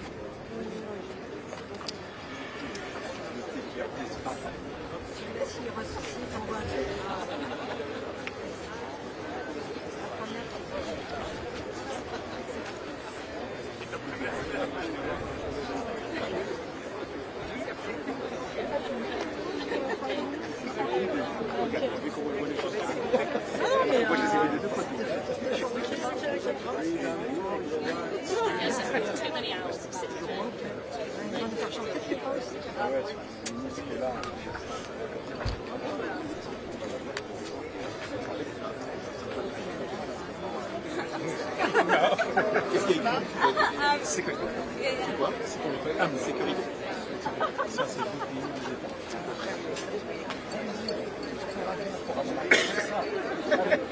Ah oui, c'est mieux.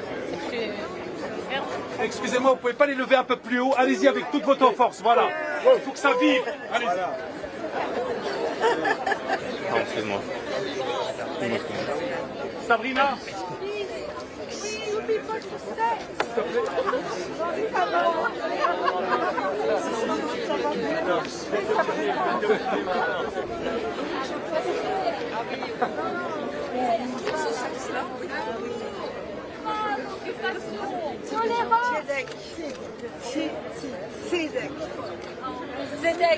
Et comme ils sont en train de filmer, chacun peut crier à son tour ce qu'il a sur sa pancarte. Allez-y, allez-y avec votre langue.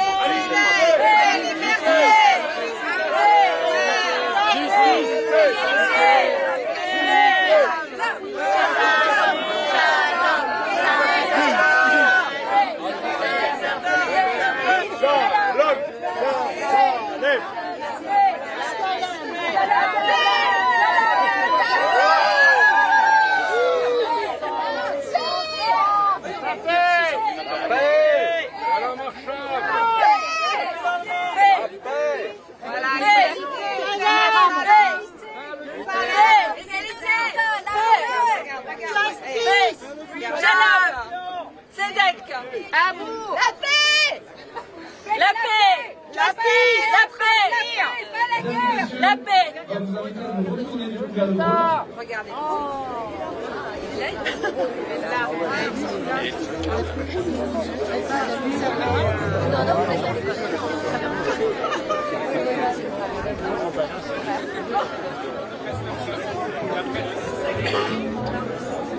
Merci.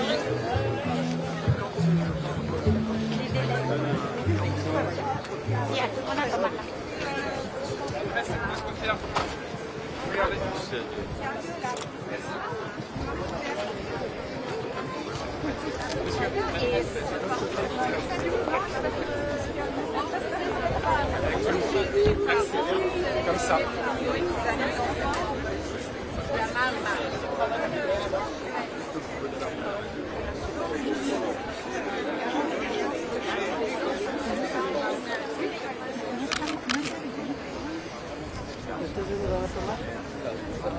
Para que tomen ellos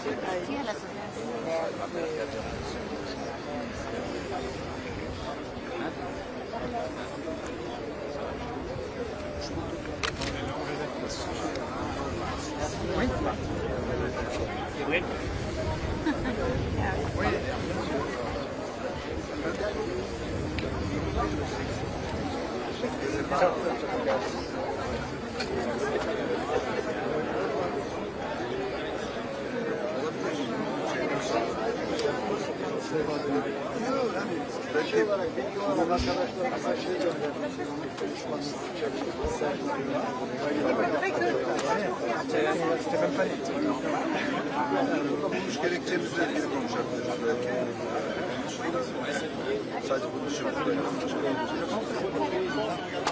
Mesdames et messieurs, je vais vous demander de tous vous retourner vers le drone et vers la bâche. Et tout le monde va s'avancer vers nous. Il faut répartir entre les deux lampadaires, s'il vous plaît. Voilà.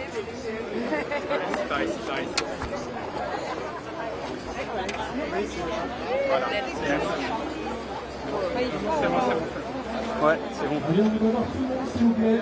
Avancez vers le pont. Allez, tout le monde pour faire une unité, s'il vous plaît. Tout le monde pour faire une unité, s'il vous plaît. Monsieur, dames, on ne reste pas sur le groupe. Et si les caméras ne vous repèrent pas, ça veut dire que vous n'êtes pas pour la paix. Allez-y, montrez-vous, s'il vous plaît, montrez-vous. Levez vos mains. On est mis les seuls à être pour la paix, là.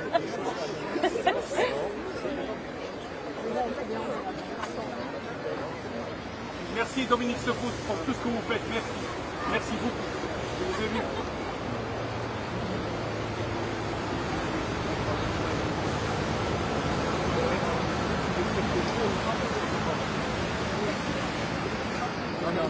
Non, mais c'est...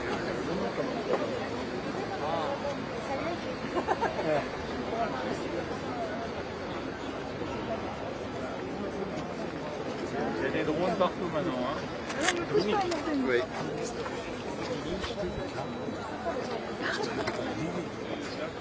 Est-ce que les gens qui ont des badges pour les gens qui les font? Les officiels sont pas en des badges. Ah.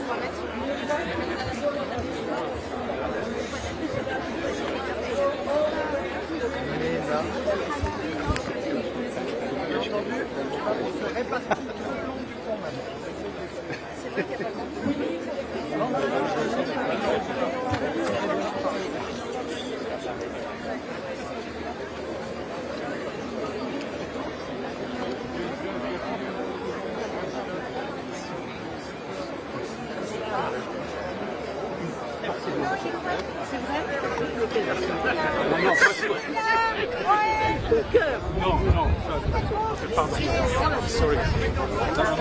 Ah, ok. Restez en place, s'il vous plaît, qu'on voit nos biens aussi. Après, on va aller se repositionner. Ok. Ouais. Non, non, non. And for those with the banners, we need you guys, the banners to be up. Yes, we need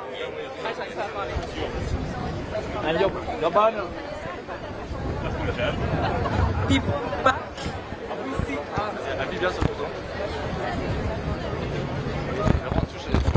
People on the back, we see you. We need you to go on the pavement here. The pavement here, not the roads, the pavement. Please. I'm not familiar.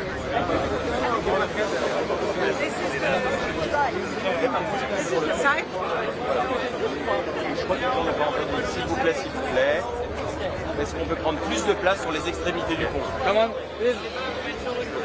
Monsieur, si ça vous intéresse, on peut essayer de vous faire prendre des images un peu plus proches. Si ça vous intéresse. Non, vous êtes bien ici? Il y a le spectacle, c'est ça, non? Oui, c'est ça. Il y aura le spectacle. Bah, le spectacle, c'est vrai qu'il faudrait qu'on se fasse devant, mais voilà, c'est bon, on a les pancartes. Ok. De toute façon, on pourrait mettre devant ton spectacle. Je sais pas. Je vais attendre que ça se mette en place, je vous dirai après. Ah, ça va. Okay, I want to see all the banners on top, please. All the banners on top, please.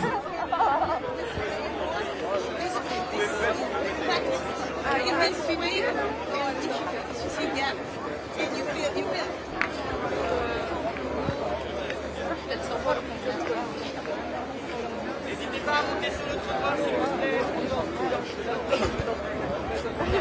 We should. Do you have a camera? I have a phone. Yeah, that qualifies. This is a better shot than. And I un nid de sang. Vous pouvez pas vous rapprocher de l'autre côté? Allez un petit peu vers le bout. Pour aller au bout. On va au bout du pont, là, tout le long.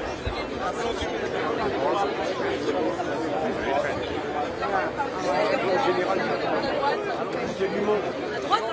Allons-y, couchez, non du parapet. N'allez pas le chien. Allons-y, s'il vous plaît. Le long du parapet là-bas.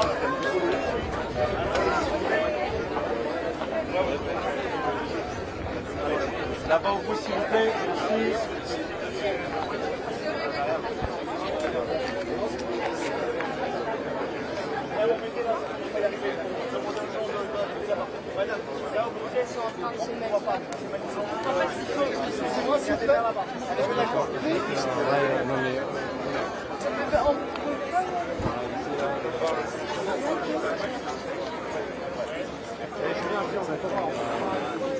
Pour le sang.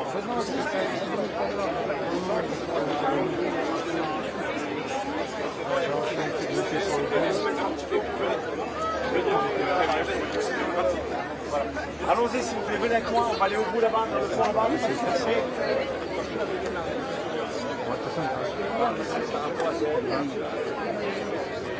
The banners on top, please.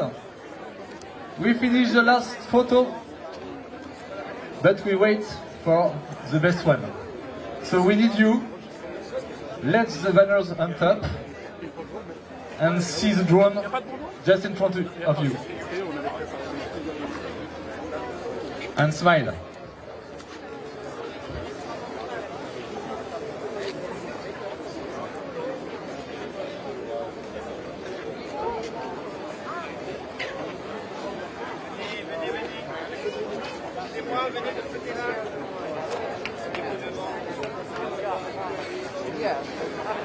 N'hésitez pas à vous avancer.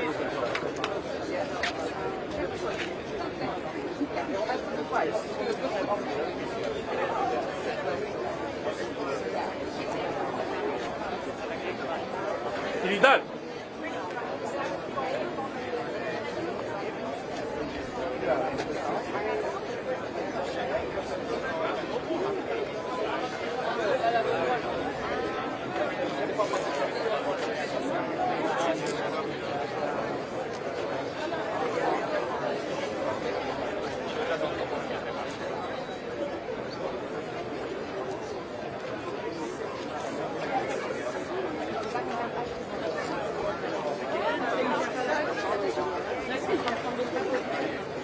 Okay, everybody,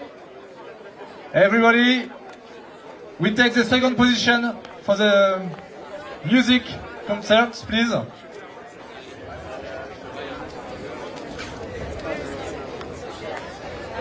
On se met en place, s'il vous plaît, pour la séquence musicale. Donc on revient derrière. On se met vraiment à l'extérieur des traçages. On prend nos positions sur lesquelles on vous a invité à venir, s'il vous plaît. Take your position.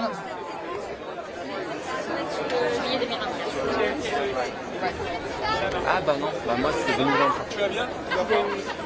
Pour la séquence, justement, la consigne, je crois que c'est de se mettre sur le praticable plutôt.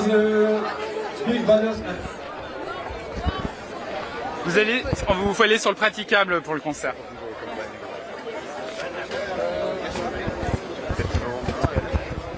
Simplement musical aussi.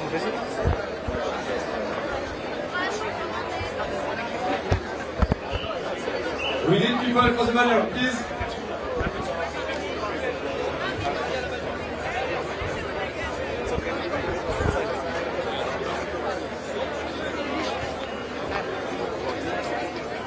S'il vous plaît, messieurs, dames.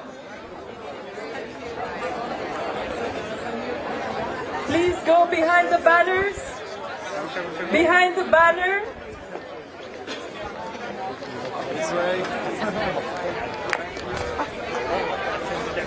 Please go behind the banner. Thank you.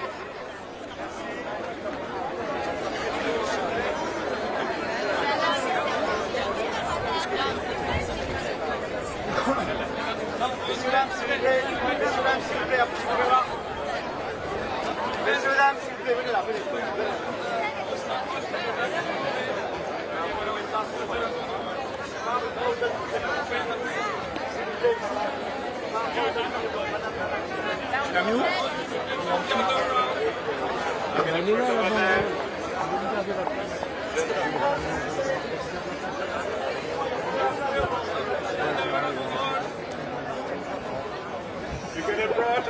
Il y a un mec qui va passer ça, mais je commence à lever.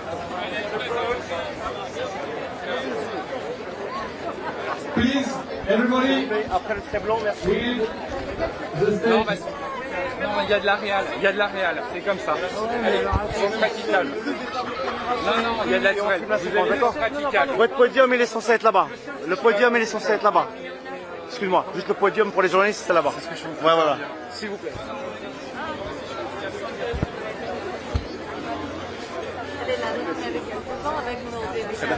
Personne au milieu, s'il vous plaît. Merci. Là, c'est bon, hein. De ce côté-là, c'est bon pour les... Non, je parle pour le public lambda, pas pour les journalistes.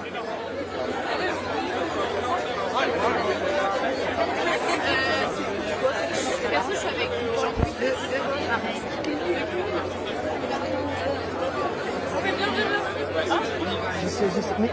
C'est la seule manière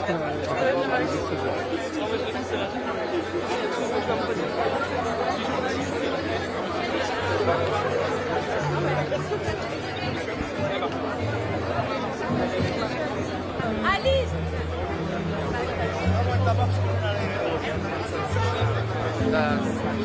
Il est bon.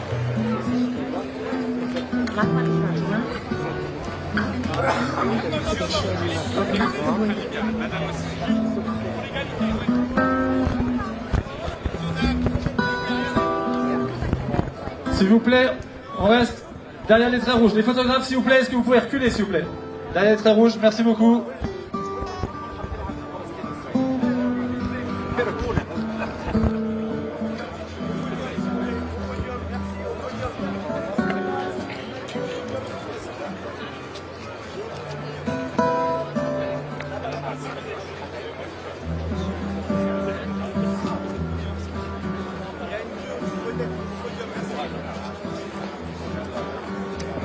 S'il vous plaît, merci. Il y a la queue là-bas.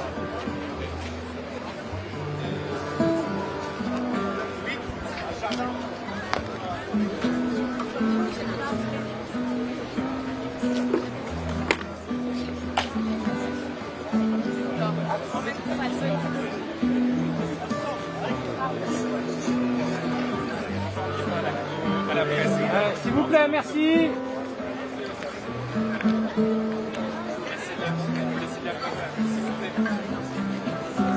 La presse, vous allez là-bas.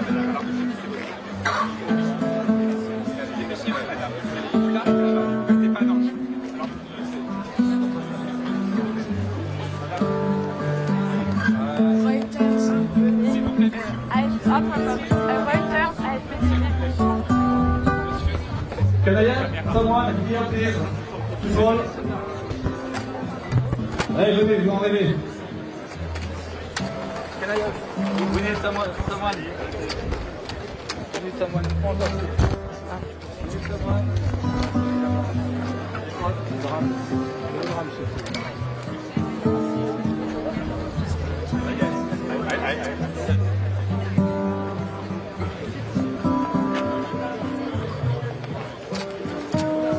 The Barrot, please. S'il vous plaît, est-ce que je peux avoir des gens devant, s'il vous plaît? Les amis, est-ce que je peux avoir quelques personnes devant, s'il vous plaît?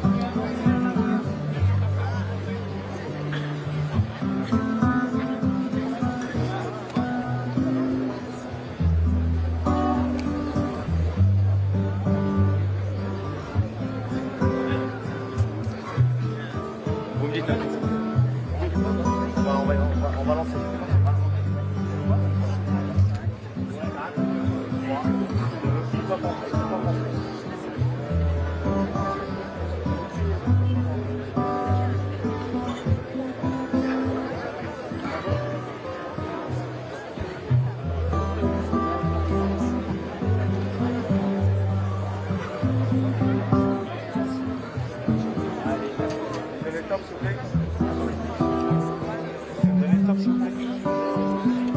Top, c'est bon pour moi.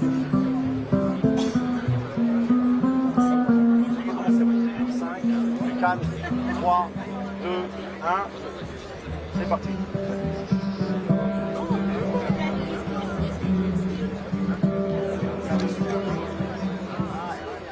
Sister, your eyes tell me all my heart needs to know. Oh, sister, so dear, you and I are here, raising up a voice that is clear. And when I cry for both of us. My pain has no name, and when I cry to the merciless sky and say, there must be another way. There must be another way.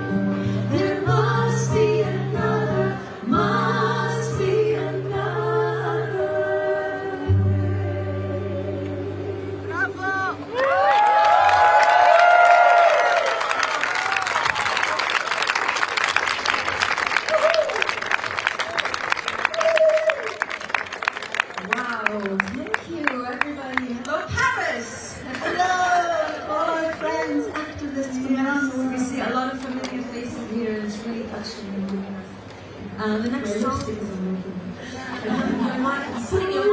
putting your mark on it. The next song we're doing is a poem by Mahmoud Darwish, Palestinian late poet. We're going to sing it in Arabic and then a beautiful translation to English that Noel did.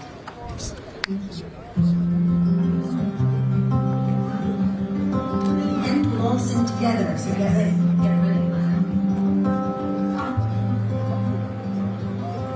وأنت تعرف فتورها فكر بغيرها لا تنسى قوت الحملة وأنت تخوض حروبك فكر بغيرك من يطلب السلام وأنت تسدد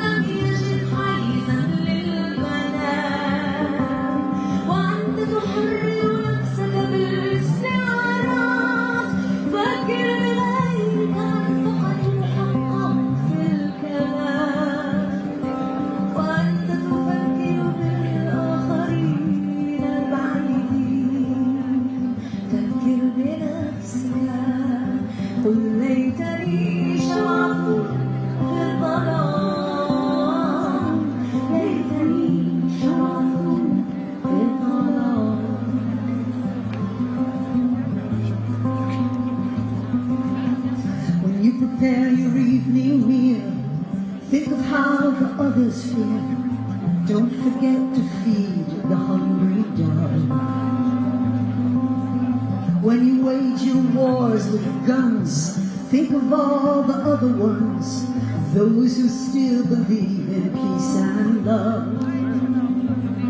When you pay for running water, think of someone's son or daughter, nursed by clouds beneath the starry dome. When you return from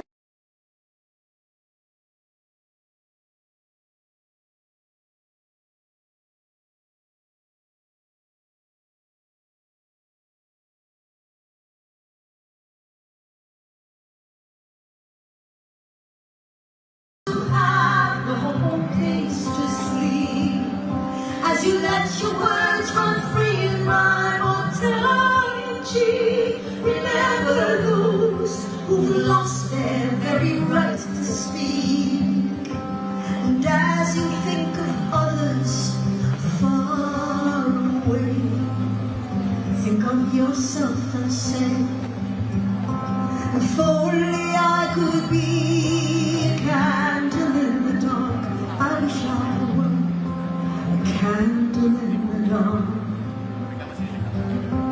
If only I could be, if only I could be a candle in the dark. If only I could be, if only I could be.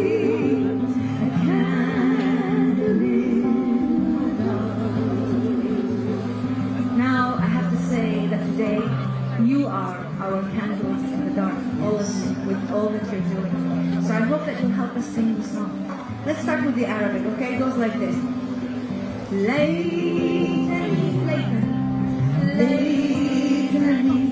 ليتني شمعة في الظلام. ليتني, okay?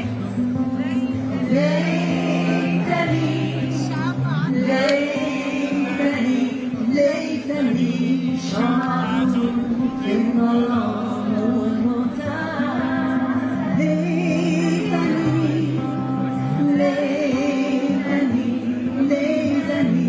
شمعة في الظلام. How about Hebrew? Yeah, let's try Hebrew now. Are you ready?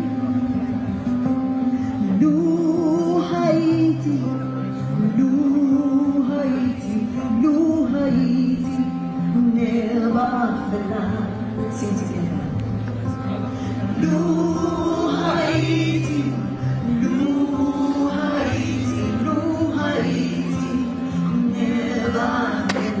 One more time. Together.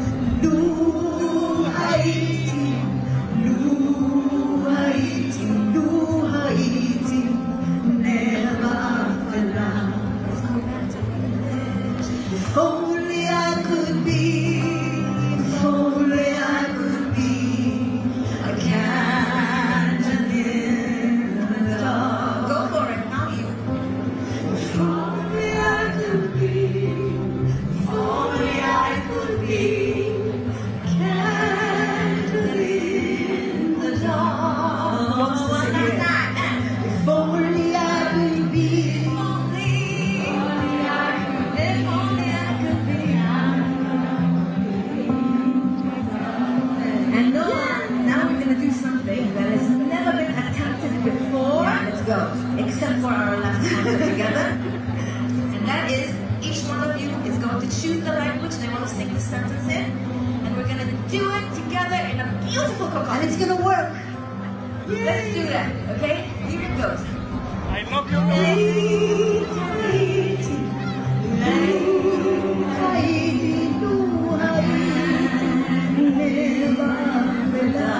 One more time for me. If only I could be, if only I could be a candle in the dark. And one big one for me. Lately, a candle in the dark, a candle in the dark.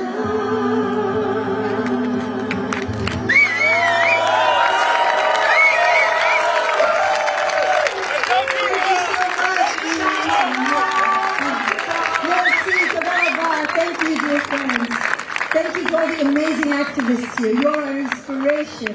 Thank you so much.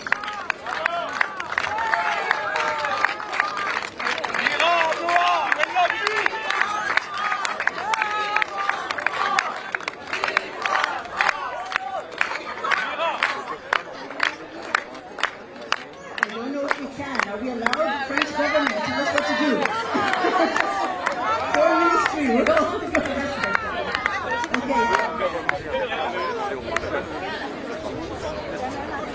We'd like to, we're inviting all of you to join us in Reimagine Peace in July in Florence. 3 days of peace, Palestinians and Israelis together between the 10th and the 12th, and maybe the next stop is Paris. We have the French government here. Maybe the next Reimagine Peace will be here in this great city. I hope.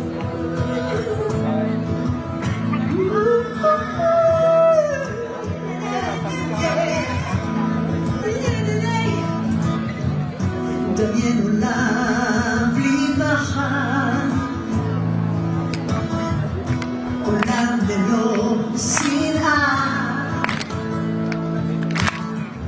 שבו נחיה ביחד סוף סוף, עולם של אהבה חנמה, נבנה עתיד לשנינו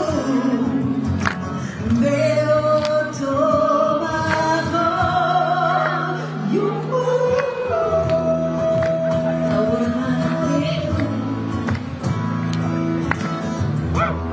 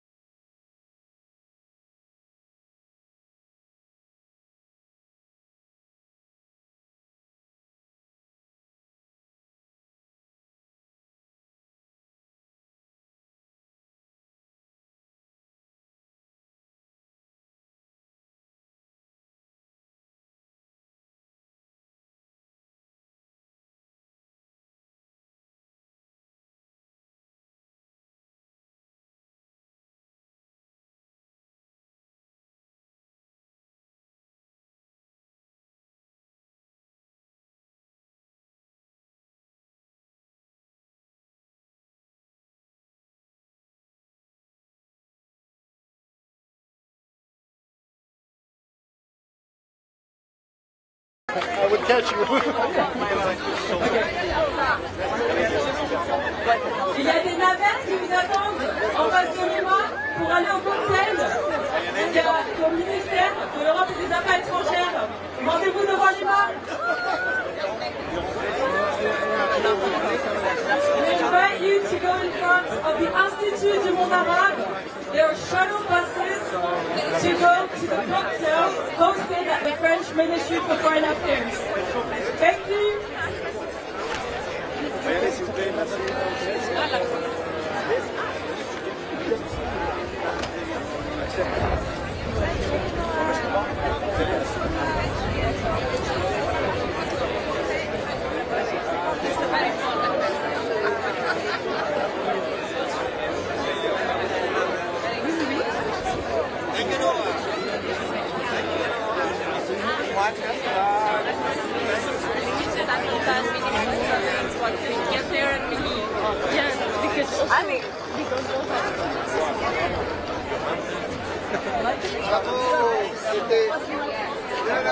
No, what you did was amazing.